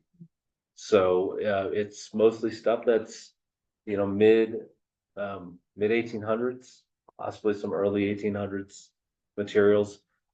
As of right now, we don't even seem to have much in the way of 1700s material. So we know at some point in the development of Santa Fe, surely they made conscious efforts to drain some of these areas. Do we know when that happened, and do you suspect that it picks up? I suspect that when the U.S. military came in and decided to use this, there's a reason why most of the material we're finding is mid 1800s. And I suspect that the military made attempts to drain this area because it's the only thing that really makes sense with the timeline. Most of these pit features that we're seeing are mechanically excavated, which I'll show you in a minute. And they're the stuff that we're finding is all saw cut, butchered bone, and bottom glass. So it's materials that wouldn't have been here, well, at least not in the numbers we're seeing until after the railroad. So I think that it seems to me that there's a lot of earthworks that were going on, at least in this little area. And part of that would have been trying to drain the swamp, if you will. Right. Yeah, that's what I was leading up to. Before a certain date, it was probably a swamp, but unusable for habitation or any other sort of exactly prehistoric use. And it's interesting because one of the site supervisor for Bradbury Stam, he was actually going over some family records, some family history. And it turns out that one of his ancestors actually left a will from the 1600s that talks about deeding or passing on some of his land in like northwest of downtown or in the northwest of the Palace of the Governor. Yeah, northwest of the Palace of the Governors, and it included a swamp. Or it included a swampy area. So yeah, I can't remember the exact wording, but yeah, it's a fascinating little tidbit of knowledge there. So, but this drainage, based on the orientation of kind of, I guess, the cut in the alluvial fan, it very much looks like this drainage was flowing roughly from roughly west southwest through the project area. So to the west south. To the west southwest, yes. That was going up there. So yes, it was flowing to the west southwest. So that covers kind of the stratigraphy in the south half of what we're seeing. And these clays are going to go all the way out into Grant Avenue. So they're just continuing. It's the same clays that we actually saw in the city alley as well. So in terms of the north half, we've continued to excavate. We've just encountered nothing but sterile in the north half. There is, we're seeing the alluvial fan deposits that are there. We put a few test units and control units in it, and it's devoid of any archaeology. And it kind of goes along with what we had thought before, where when they did a lot of the earth moving, they truncated any of the potential Pueblo deposits that were actually there.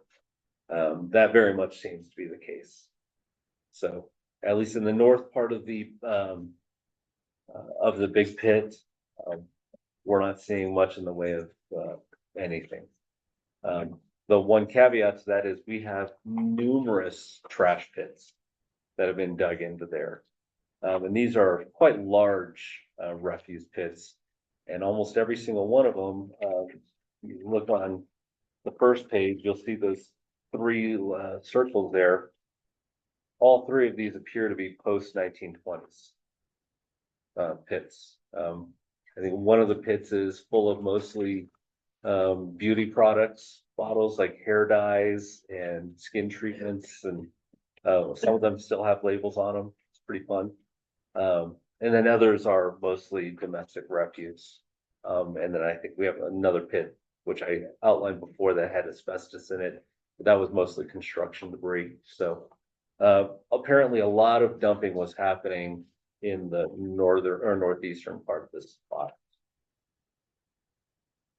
So in terms of the excavations, again, the northeast area, we've mostly been identifying these 1920s pits.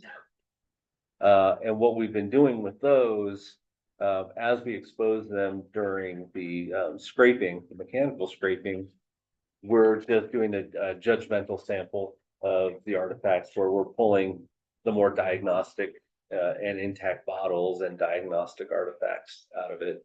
We're not trying to screen and sample the entire pit. Again, it's 1920s, and so and it's all secondary deposited. So, but we do have, I think at this point, we have well over 100, 120 bottles. So I think we've got a good sample. In the southeast area, this is where I think we spent most of July, or not July, most of January and February. And we just finally wrapped it up about 2 weeks ago. This area has been somewhat curious. And if you see on the first map, we focused primarily in 3 areas. That's the yellow boxes that you see there. When I was here the last time, we did talk about the bone bed that we had identified. We've continued excavating in there and doing mechanical stripping. And if you look on page 4, you'll see what essentially turned out to be a large mechanically excavated pit. We got down to the bottom of the bone bed, and it looked like a giant trench. And so and these are very straight cut lines. So this had to have been cut by some large metal, bucket. And then it was filled in layer upon layer by just refuse. So we probably have about 4, 5, 6 different lenses of infilling in this pit. So it's substantial. And my photo got cut off on that one.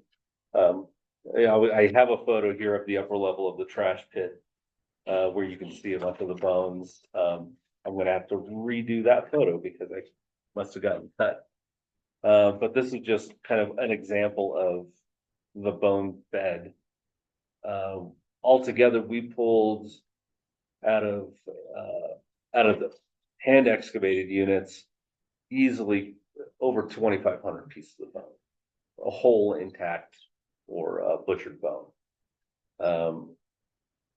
There was likely close to 10,000 pieces of bone in this pit. So we just collected a vertical sample through it. And you can see on page 4, again, in the top photo, that's the full extent, that's the full depth of the pit. So it was well over 1 meter deep. So quite a lot to go through. Oh, there's a pedestal.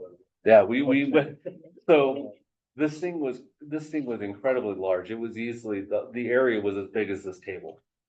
And so what we did, we picked a couple, a couple units, and we put in a couple 1x2s and excavated those down vertically. And then we just kind of started clearing out and pedestaling this one intact area. We wanted to get the full vertical profile just to show how deep it was. And I was not expecting it to go this deep, but it sure did. So that was a bit of a shocker. So. Good. One question. Yeah. How far from grade at Grant Avenue to your sterile fill? How many feet is that? So we measure grade at the sidewalk at Sheridan. And so from Sheridan down to this photo here, that's about 11 feet. Yes. Wow, that's great.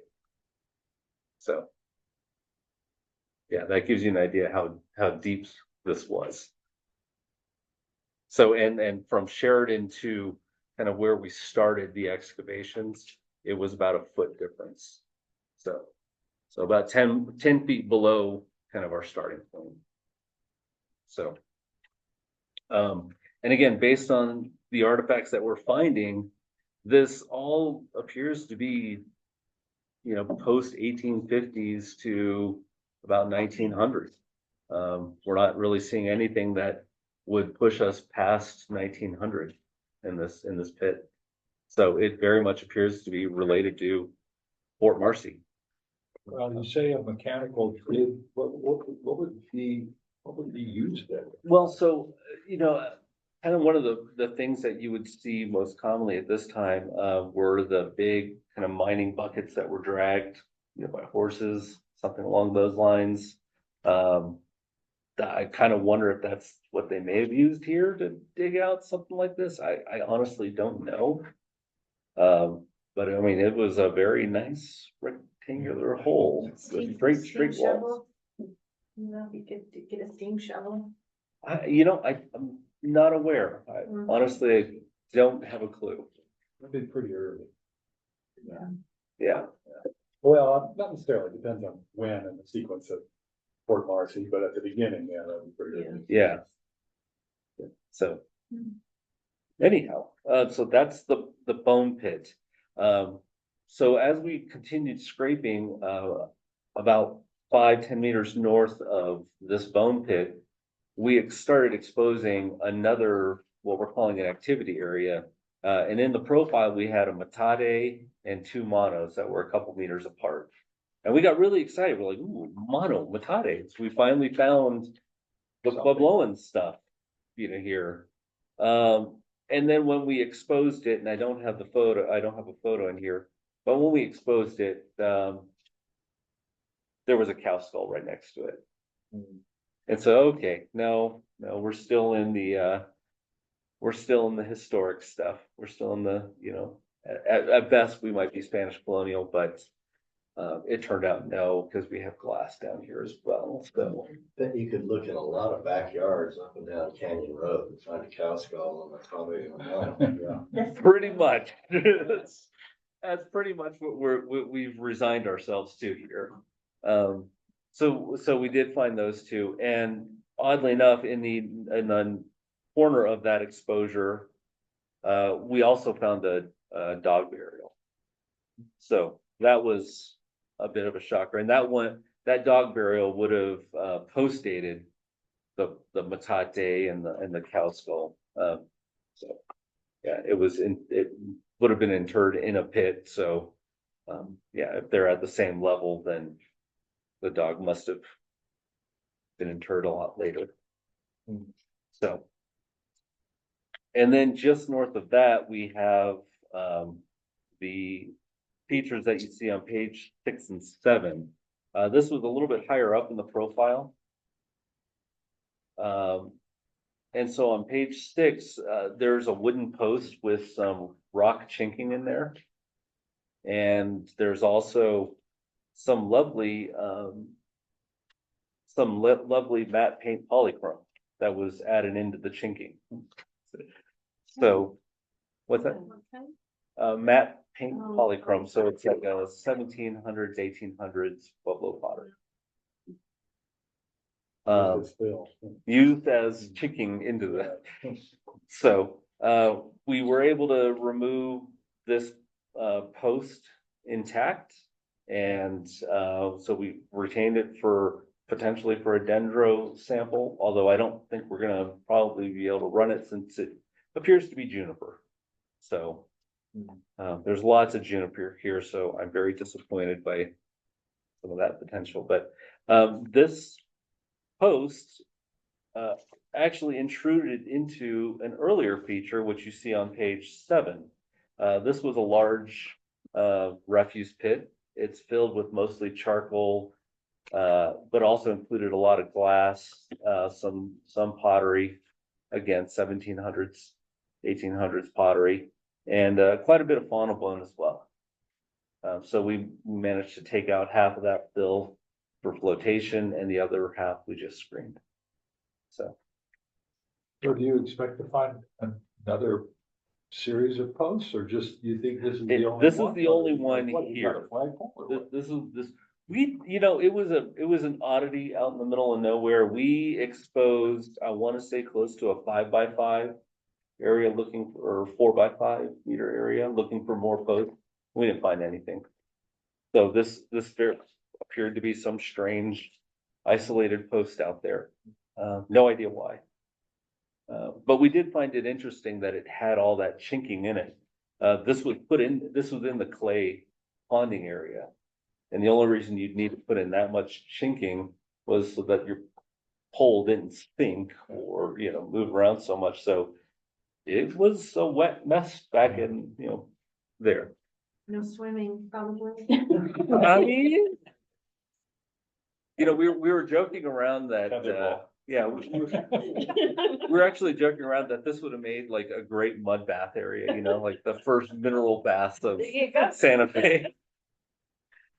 So, in terms of the North Officers Quarters, in the last 2 months, we've stepped away from that structure to focus mainly on the interior pit. However, we did take Chair X advice and we dropped an auger in the well, and it went down to 15 feet. So, and we oddly enough pulled up a complete apothecary bottle in the bottom of the pit out of the auger. So, as one does. Careful what else you Yeah. put in that well. Circle that date with a red circle. The auger test that actually. The auger test that hit something, and it came out intact. That's really nice. I was baffled when I heard that. So the South Officers Quarters, we excavated about 10 square meters, 15 square meters, sorry. We did 2 trenches on the interior of the structure, and then we did a trench along the entire back patio area. We did the same thing at the north structure. That trench along the backyard patio area turned out to be one of our more productive areas. Lots of artifacts were collecting probably underneath the porch, or animals were dragging them up against the walls, but and this was no different. We found quite a lot of artifacts, quite a lot of items that were dropped, coins, buttons, and that kind of stuff in the trenches. But one thing that became abundantly clear when we were digging on the interior is that the floor material was gone. There was everything that we were seeing was mainly redeposited fill. So what it appears has happened is that when they were redistributing and leveling the property, they leveled the area, and then they put the foundations in, and we're seeing a lot of that admixture, or not admixture, but a lot of that mixture within the rooms. So with that being said, we went ahead and just trenched all of the walls to expose them. which you can see on pages 8 and 9. We mechanically stripped around each of the walls to define them, and mapped those in. And none of the fill appeared to really be related on the interior, really be related to the occupation of the house. So we did identify what looked to be 2 phases of construction in the structure. Unlike the north structure, there was, both structures have this wing that's extending out to the west or to the east off the back of the house. You can see them in the first page on the map. You know, you have the square house, and then extending off the back of the house going east, there's almost like a hallway or an addition onto the back of the house. On the south structure, it very much looks like they broke it into a series of 3 rooms. And I say it looks like, but I mean, we have 3 additional foundations that were placed in this area that we didn't have on the north or on the middle officers' quarters. So this looks like it was probably an addition sometime in the sometime after the Fort Marcy was decommissioned. At least that's what we suspect. The other interesting thing is, unlike the Bergère house and unlike the middle structure, there's a south room here that you can see on page 8. There is no division of the rooms here. This was one giant room, and this is a very different construction from both Bergère house and the middle officers' quarters. So there is some variation in the construction of the buildings. Unfortunately, when the warehouse was put in the 1920s in the middle of the lot, it looks like it took out most of the north wall of this structure. So we were missing about 50-60% of the north wall. It was just taken out. This is page 8 you're talking about. That whole thing. Page 8, yes, Yeah. this is the south room here. And so you can't really see it, but kind of where the edge of those rocks are at the top of the photo. At the dirt pile. Right in front of the dirt pile, that's where it was truncated. Yeah. So, but the nice thing about this foundation, again, you know, this structure, unlike the north structure, this one was built in those nice, lovely, wet, swampy clays. And so you can see how deep these foundations are. With the person standing there, these foundations went down 5-6 feet. They were in kinds of rocks too. Yeah, and this one they had mortared the rocks in. So, yeah, they obviously were trying to deal with just how wet that area was, and dealing with some of the issues of sinking. So. Do you think this was built after the further? I think all 6 of the officers' quarters were all built at the same time.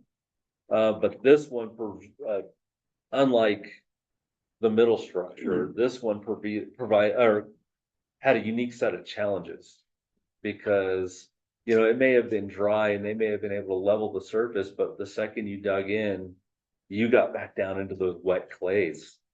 And then I mean, even today, while we were excavating, we'll do a backhoe trench and the clays are still wet, you know, today. So it's still retaining a considerable amount of moisture in there. So, anyway, this structure, as of 2 weeks ago, we have removed all the footings, or all the foundations. And we have graded that area, and we're proceeding into the next area. So let's talk about what we found there, because this is where things have just gotten very interesting. Below the foundations of this officer's quarters, we have what you see on page 10 and 11 and 12. We have lovely intact juniper beams and a parallel set of rock walls. We spent the last 2 weeks exposing these posts. We've opened up at this point, I think, close to a 5 by 8 meter area, both mechanically and by hand, trying to fully expose a lot of these posts. And while we were at the site today, everybody was sitting there stressing about, what is this? What is this? And I finally made the decision, I want to know what this is. So I cut a trench through it. What you're looking at, we believe, is actually a root cellar associated possibly with the officers' quarters. The 2 parallel rows of rocks are the walls. I'm trying to see. Yeah, you can see one of the walls on page 12.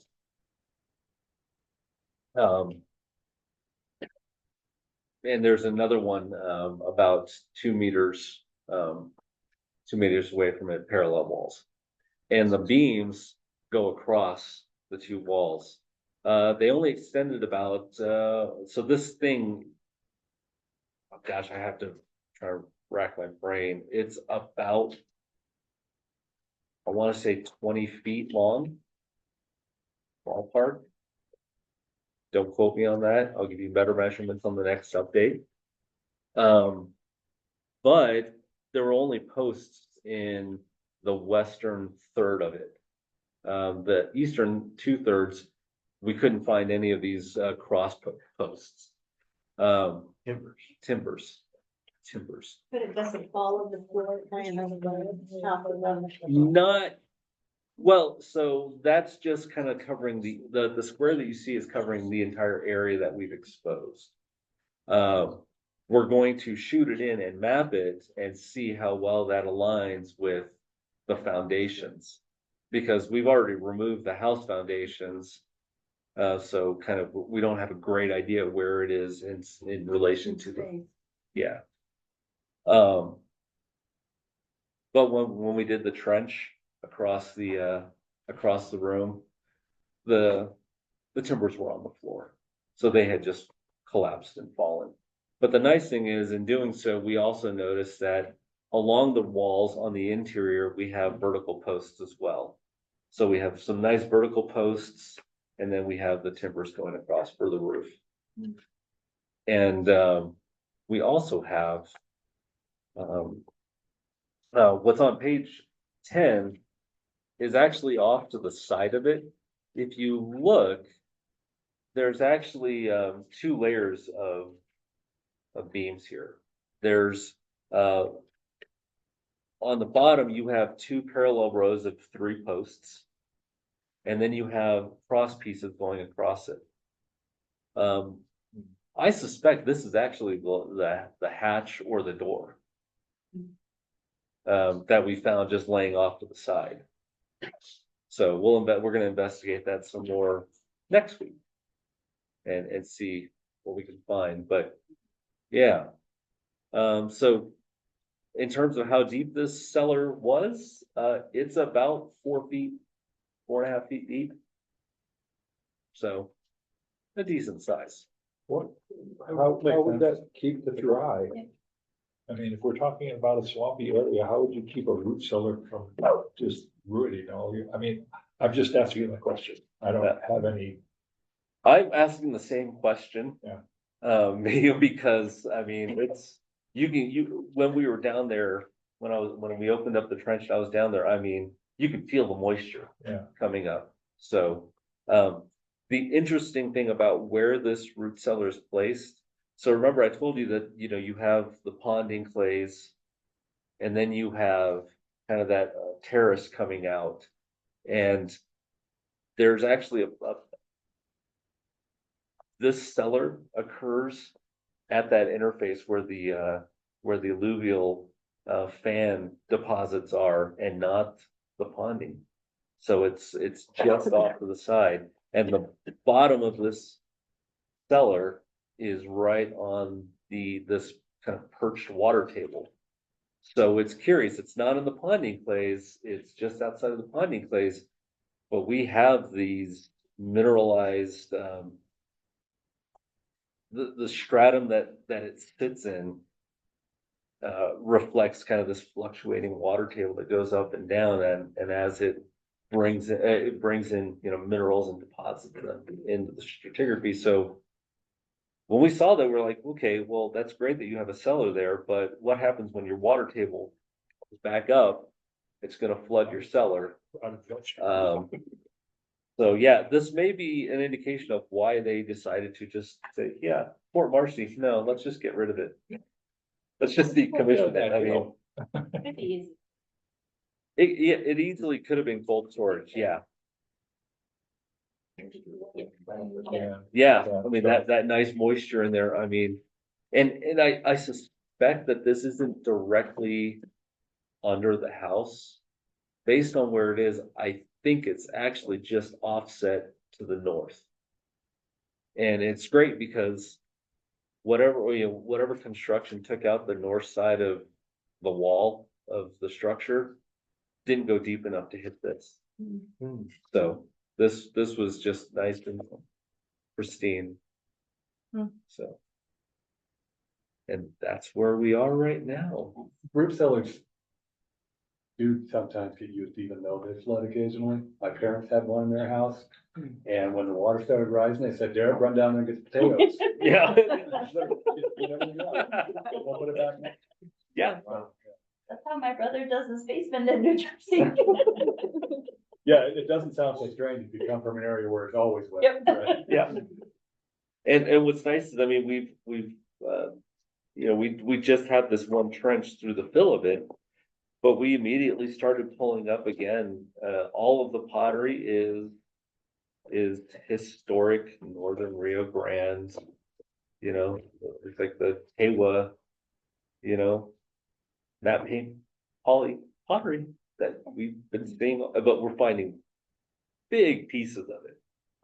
Not just the small shards. I mean, we're finding big old bottoms of pots, and so I'm curious if that might be what we're seeing. Is there's some vessels that were being stored down here, and we're going to be a little bit more, you know, really meticulous when we get down to the floor, because I suspect that we might still see some artifacts on the floor of this cellar. So really excited. And you said something that you can't date the juniper? Yeah, so juniper does notoriously bad with tree ring dating, and it's because as it grows, it does this wonderful twist that makes it impossible to do tree ring dating. And we could radiocarbon date the outer rings, but the date we're going to get back from the radiocarbon date is going to have a much broader range than all the other artifacts we're getting. So there's really, I mean, Not much point. not much point, exactly. What, I have a couple questions. Is it all right if I? Go ahead. Okay. The last time you were here, you had done some, what do you call it? Ground penetrating radar. Yeah, and you saw some things and you said, we're gonna look at this. And is any of this, that stuff? This rectangular building shows up on the GPR. Uh-huh. This cellar does show up on the GPR. Uh-huh. Yes. And these pits that we see, like kind of on the on the eastern third or half, none of that shows up. It doesn't have enough density to resonate. We did actually have a ditch that ran across the property. That showed up in GPR, and I have a photo of that on page 2, although I put the red line in the wrong spot, it shifted. But we do have what appears to be an irrigation ditch running through the property. And we've got it starting at the north wall, and we've got it in the middle of the property, and then we've got it on the south wall of the. So irrigation, not necessarily drainage, or either or.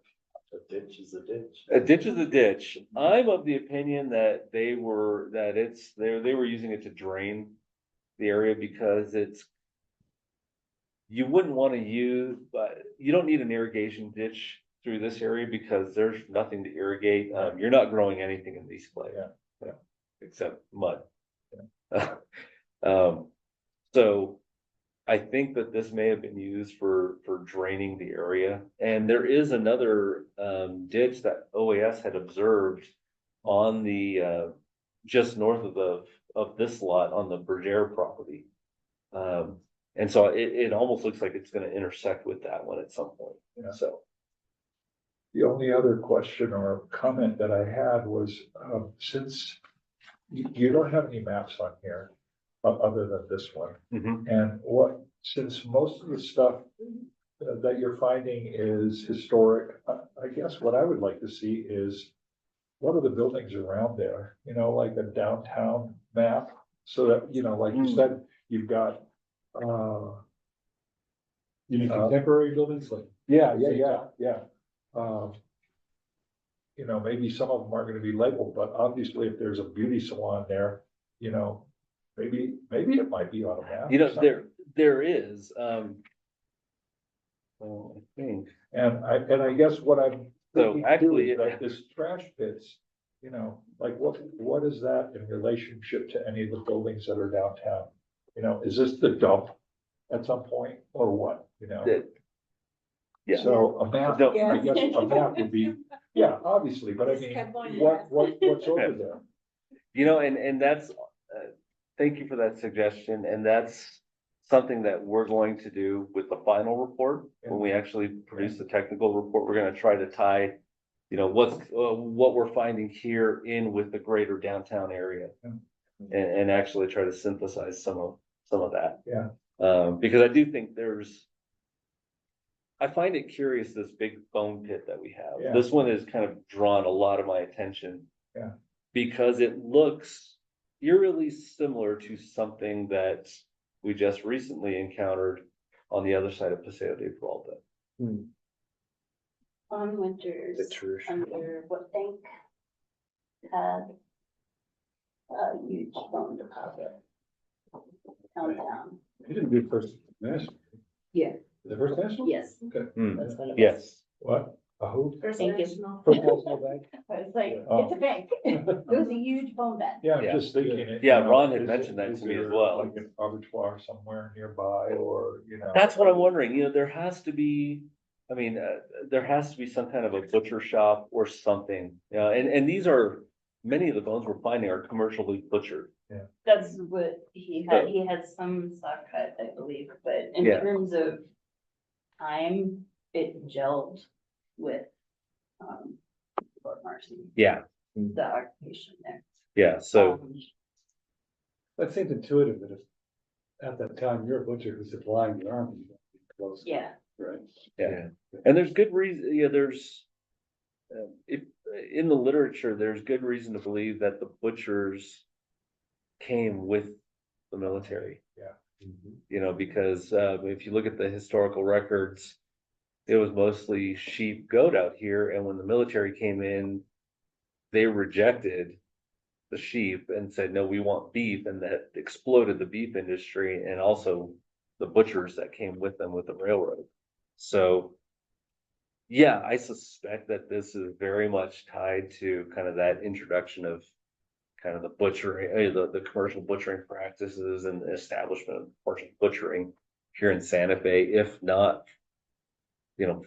I wonder if Fort Marcy had their own butcher. I don't know. And if you think about where this spot is located, Might have been like the bakery, equivalent of a contractor, but on site, right? well, Yeah. the bakery was immediately south of this bone pit. So it was right there on the corner. And it was constructed, I want to say, was it 1870 or something? I have it in And when did Fort Marcy stop being Fort Marcy? When did they? 1892, it decommissioned and transferred over to the city. I like your idea of the ditch being used for drainage too, because even back then, the Army had engineers. And no engineer is gonna sit by and watch the base flood. Yeah. Do something, right? Yeah, exactly. They're not, yeah, there's no reason to watch, a whole chunk of your, and essentially the entrance to the officers' areas just turn into a nice muddy swamp. So, Well, speaking to Army having butchers and stuff, my side note, sidebar, whatever you wanna say, my grandfather was born in Romania. He came to America in 1900, enlisted in the Army for World War One. And because his accent was so heavy, and Romania was part of the Austro-Hungarian Empire at the time, we were fighting them. They made him a butcher. They weren't gonna give him a gun, they gave him a knife. Wow. It happened. yeah, Sounds right. it sounds about right. Put this guy over Um, The cleaver. He was a butcher for the rest of his life, made a good living. Yep. so, anyway, that's what we have for the progress report. Thanks. Thank you for that. Just out of curiosity, would it be prudent to talk about the permitting issue? Is it okay to open that topic? Yeah, I spoke with Paul and Gary this afternoon. Thanks, Jennifer, we spoke this morning. Yes, totally did. That might be. Yeah. So, and do you wanna? No. So we're just gonna make sure to look at it tomorrow. There were some other comments, Gary, did you mention? No, the only thing that wasn't, it wasn't given to his historic division yet to review the plans, but we'll review it tomorrow. Oh, Yeah. okay. So on the historic side of things. And there's no Yeah. hold on it or anything like that. Okay. So, yeah. Okay. So you can get eyes on that, it'd be great. Yes. Yeah, and the archaeology will. Thank you. Appreciate it, thank you. Really appreciate it very much. So were there any other comments or anything like that you know about? I know there was some other comments with different divisions, but I didn't read them, so. Oh, okay. Yeah, so there is some. You received those? Yeah. Okay. Right now, Updating. of doing, making all those, so we're anxious to get the rest of the comments and some divisions. Oh, okay, Yeah. cool, yeah. No, I appreciate it, thank you. Great. Thank So you. navigating the section 106 along with everything is, confusing. It's a nightmare. And For sure. I'm feeling it too. Yeah. So much But thanks appreciated. for sending all that stuff, Yeah. information. And these updates are awesome, so. No, thank you. Yeah, appreciate it. Thank you. Yeah, and if you guys read through it and have any comments for me, I have already seen 2 typos. Yay, go team. So I will make some changes and get out the final copy. Thank you. Thank you. I need an author who refers to the little M&Ms. The little M&M. Yeah, she's like, any typos are on purpose and they're your little M&Ms. They could use something. Appreciate it. Thank you. Thank you. Thank you. Thank you, guys. Thank you. Thanks. So is that it for administrative matters? or- No, Chair F, we have the one that we amended with the would be an item B, and I would like to do a two-part. So we had spoke last hearing in regards to the code update. And so we are not going to be having a special meeting in April for that because it is not going to be ready. So that's looking like it will be May or June. So I will keep you updated as to when we're gonna set the special meeting for the code update phase 1 review. So that kind of messed us up for the awards review that we were gonna do in April. So as of right now, we have our deadline of the 31st to get your nominations into me for the archaeological award or any other awards that you may have. But we will not have another hearing between now and then. So do you guys have anything on the top of your minds that maybe we can make a decision tonight, or we could do it by email? I've received one for archaeological, if you guys would like to hear that and want to go with that one, or you guys would like to have more time. I have nothing in mind, so yeah. I'm Okay. hearing what Anyone else? somebody else nominated. Okay, so who I have is Shelby McGee with, she is an environmental specialist. And she works with, Ms. Shelby McGee has been managing all the P&M subsurface and above ground projects in the city of Santa Fe. And has done an exemplary job of managing archaeologists in the field, proposed and ongoing projects, and managing all final plans and reports to the ARC and SHPO. And she has done an amazing job. Would you guys like to go with that nomination? We nominated her. I don't know. I don't know. Staff? I don't know this person. They've been, Yeah. you do? Okay. I don't have an opinion about it. Actually, I do, and I would have a conflict of interest. I can't vote Okay. for her. Okay. Sherek, members of the ARC. When we came across these awards, we were gonna nominate Robin and SWCA for the work they're doing at Georgia O'Keeffe, but they're not completed with the investigation yet. So we're Yeah. gonna wait until they complete it. We have a final report, and then we can put together some we have some fascinating photographs and kind of just the overview. But until possibly next year, we couldn't nominate them, but they were our go-to. And we took that from Vice Chair Pierce's idea. That's a great nomination, but we just gotta wait until the project's done, and then we can nominate them. Agreed. So- At the very least, you need a draft report, because Right. you can do all the field work in the world, but if you don't write it up well, Right. that's your job, so. But yeah, it's gonna be one day, just not this year. Yeah. Do we have any other nominations on the table? I'll think about it some more. We have till Monday? Is that when the Yes, 31st? and then if we don't make a decision tonight, we'll have to do it by email. And it'll be within the next couple of days. So it'll be Monday. I would have to make my final decision to get the packet ready for you. So, Well, after the deadline, maybe you can just send us like a little ballot. Yeah, Yeah. basically. Yeah. Mhm. do we have a list of completed projects as of like the past Ooh. 2 years or something like that? Just to maybe help y'all remember. I certainly would be. Big. Yeah, there's no There standouts. I mean, hasn't, there are like, plenty I of- mean, there's been Yeah. projects, but nothing that actually stands out as, hey, it's great. The unexpected beyond- discovery and. Hey, I monitored. Right. What about, and I know it was a big controversial one, but what about it was the old folks home that's across the street over Oh, there? yeah. Um, The yeah, cemetery. yeah. Well, that's the sore point. Yeah. Didn't we get the That's the only thing Mr. that comes Moneybags to. decided he play his, I don't care, I'm not paying card. Mhm. So, Yes. So that's no, So there's no okay, report. But there I are, find it hard to generate yeah, much progress on the report when I'm not being paid.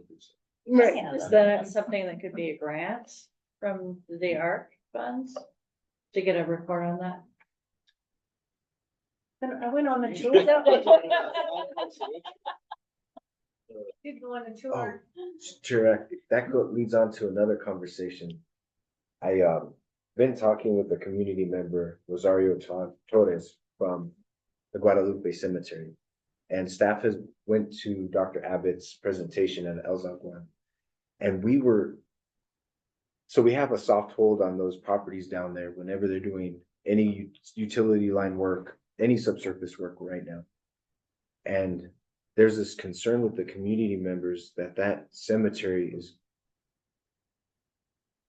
it does not have any preservation aspects to protecting it. And we have Councilor Castro's support. One of our OSTRO members, he's the lead on there, the OSFA, forget his name right now. Adam Johnson support. We have within the city, our staff support with Rosario Torres and their community.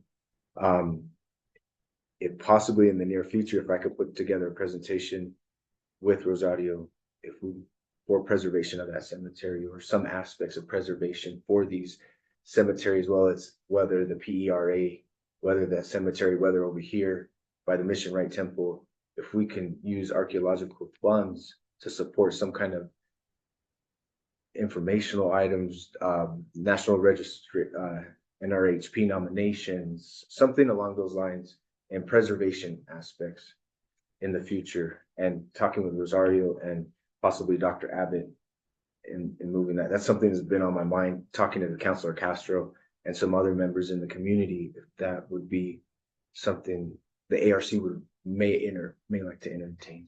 And if not funds, we might be able to find some other funds that we, in our budget.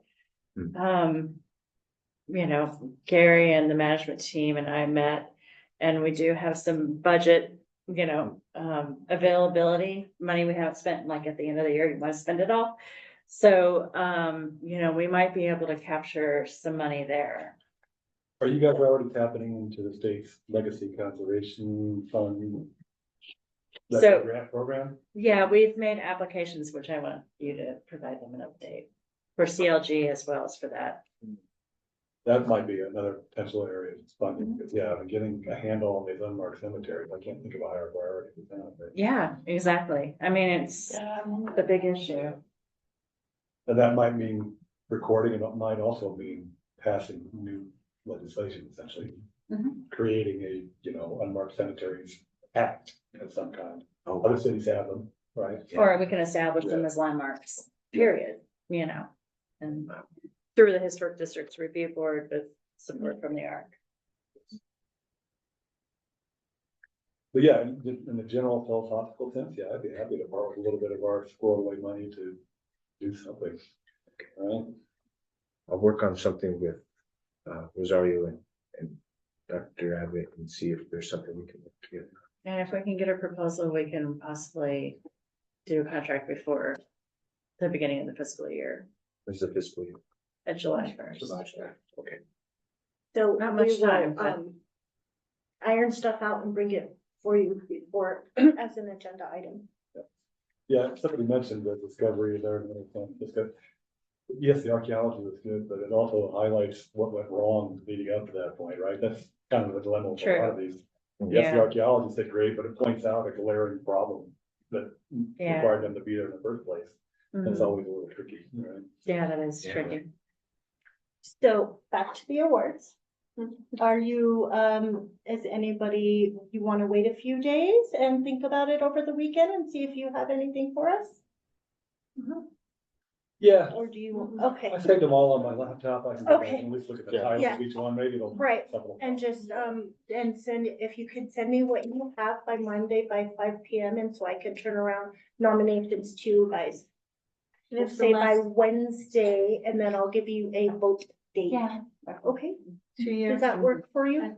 Sounds good. I mean, or take, you know, that's Can I just. what we ask you a can question? remember. Are Yes. These nominations, are they projects that came before us typically, or? I Uh, we- not exclusively, but yes, usually, yes. Here's, I'll give you the verbiage for the archaeological award.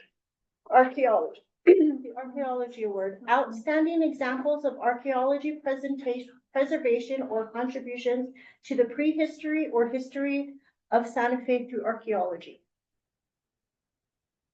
And I'll re-email the form out with you guys, so you guys can have a clear So detail. you could have a scenario where maybe the undertaking was state or federal and it never came before the committee, but it was still in Santa Fe, it was still good archaeology, right?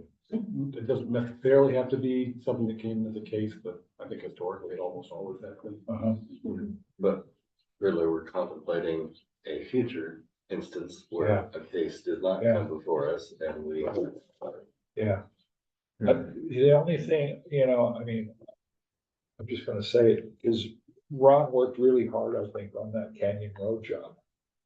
And I have no, I mean, that's the only experience I had where he was persistent and really fought for preserving that acequia. Oh, gosh. Oh, yeah. I mean, I, you know, that's the only thing I can really think of before us in the last year. Yeah, that's one of those intangibles, negotiating the goal between us and the proponent, right? Yeah. Oh, gosh. Yeah. That was, Good idea. as a knockdown drag out that one. Yeah, it was persistent. I mean, and Ron kept his cool, I thought, through the whole thing. I mean, he's really. They wanted to build on top of the Acequia. They were. Considering the big there. plan was They really do. Yeah.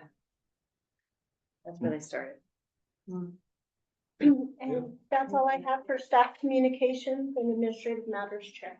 Well, and just one other quick thing is that we made application for the CLG program for Anasakia's oral history. And so that Phil Bove is not getting any younger, and RC Rimbaud and some of the others. So we want to do an oral history of the Asakias in Santa Fe. It might have to be narrowed down. I don't know, just in terms of the scope, but we have a generic sort of description. And feathered into that is also what we want to do is update David Snow's 1988 reports and help to establish priorities, because we really need to maybe landmark some of these or provide some form of protection. Yeah, so, and that's the $250,000 grant that the state has, and we've applied for. So we'll find out by next arc whether we got one of them. So. Yeah, that'd be a big deal. Just because we've had so many issues lately. Yeah. Oh my gosh. Yeah. Helpful. Very good. Yeah. Okay, Great. matters from the committee.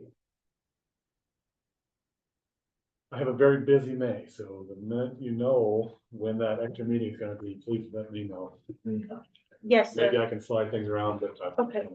Yes, for us too, it's historic preservation one. Yeah. So, And the zoning, yeah. yeah, so, it has to go before the board, governing body before we can make appointment for our boards. So as soon as we know when that's gonna happen, we will, attempt to make a special meeting. I had already said I would be missing the next meeting on April 24th. Because I'm gonna be in Denver. Yes, sir. Yes, sir. Oh, that's on the after cover. Can you make it a really small agenda? Right now, we have nobody on the, well, we have one person on the case. Yeah, be good. Let's keep it. Okay. Just black out the windows for the rest of the, that deadline's passed. All those people that withdrew, they're gonna come back. At least a couple of them were just messy paperwork, so they very well might, yeah. So I was curious, they all were from the same company, right? Yes. Is that So- closing down or what's going on? No, There's mergers and acquisitions. the bar has the water division and public utilities departments. They got the bid, so Stephen Gilbert, our archaeologist with the water division, he has them under contract through PUD. And so they're bringing all their archaeologists on board. Hollis Lawrence is the PI who's running these guys. And so he's bringing all their crew here to get certified. So water division has 10 miles of pipe they're going to do this year. And they got no archaeologists to do it. So right now, Stephen Gilbert and myself are working on monitoring plans to present to you for water and sewer. So Stephen can get out in the field and monitor, and I'll be supporting him. But Well, they gotta find somebody or they gotta sub it out. it's all subbed Yeah, out. a So good place to be. we're working on a way to streamline this for them. And then their archaeologists don't get approved for bar. Now they gotta go back and tell bar, well, we didn't get approved except one archaeologist, and how does that impact, They're gonna do, yeah, so how do we move their it? time now. The other question that I had, looking at the archaeological districts for the city, they extend beyond the city limits. They do on the map, Yeah. and that's a GIS issue that's been ongoing for, I think, since the archaeological map was created, I think in 2012. Had to do with the extraterritorial zone. So when there was an extraterritorial commission between the city and the county, the zoning and everything in relating to development in that area was reviewed by this city county body, the extraterritorial zoning commission. And so that's gone away. And we just haven't updated GIS. Right. And it's been ongoing, so we've been in consultation with our GIS, but it just hasn't. With the annexation of more landscapes in the area, and I think there was, for archaeology, it triggers at the construction permit. So anything outside of the city, it won't trigger, they'll have to get it from the county. Right. And so we won't see that, but anybody who comes here for any kind of construction permit, Right. it triggers archaeology. But the county would trigger it? County's different, but it would trigger on the county as well. But to your knowledge, we've never reviewed something that we didn't actually have the authority to review. No. because Correct. they'll- Right. Correct. Okay. Correct. I think there was a neighborhood that this committee, a previous committee reviewed a while back. Michael Herlocker was doing, but it was in the EZC, so it was a review by this committee, but that went away. However, I believe that so we have utility lines in the village of Agua Fria. And that's a big deal, because anywhere you dig there, and Courtney knows, so we have our That's my public question. utilities. And, That's my question. Oh, that's the question, yeah. and as soon, if it hits let's say 20 feet's in the city, and where it stubs out, and then a mile long in the village of Agua Fria, it's still, if it's permitted by the city and funded by the city, then the ARC needs to review and approve it, the monitoring plan or so forth. City is extending Henry Lynch Road From Home Depot or down toward the river. Oh, wow. And I'm doing something at Esperanza, which is right next door. And the water meter for Esperanza, because Esperanza used to own that land too, is on the city developed property right now. But it's county land, right? Right. Esperanza's county land, but they get city water and city sewer. And so, because it's so close, I'm like going, well, do I have to bring it here? What happens? I mean, the meter has to get, changed over, because right now the meter is on city property. And, if the city decides they're gonna set up a sprinkler system or something, then Esperanza will be paying for that water. If it's city, then yes, the city would need to provide, if they're doing the service to that property, the city would have to provide a monitoring plan to the ARC for review and approval. Check with Public Works. Right, Maybe I'll check somebody with Steven on that one, but if it's city funded and it's city led, they should be following their own code. Right. Yeah. But if it's private, Yeah. then, and if you pull a permit with the city, well then, you're pulling a It's going permit through with the county. And CID, so for that, but somebody's gonna have to move the meter. And maybe they'll just set it right next to the existing meter, and one will be the city and one will be Esperanza, I don't know. No, we would not see it. If you pulled permit with the county, Yeah. we would never see it. Yeah. You would have to go to the county for that one. It gets complicated when you're right on the border. It can. Borderlands. Okay, that's it, that's all I got. Did you bag down? No other matters from the committee, just be aware, everybody, the next meeting is April 24th. You won't be here. And we're up to item 11 on the agenda. Mr. Chair, I move that we adjourn. I'm second. All in favor, signify by saying aye. Aye, 33 ayes. Thank you. Heather, I need to talk to you about access. Wait until We want to pull that? feed is dead.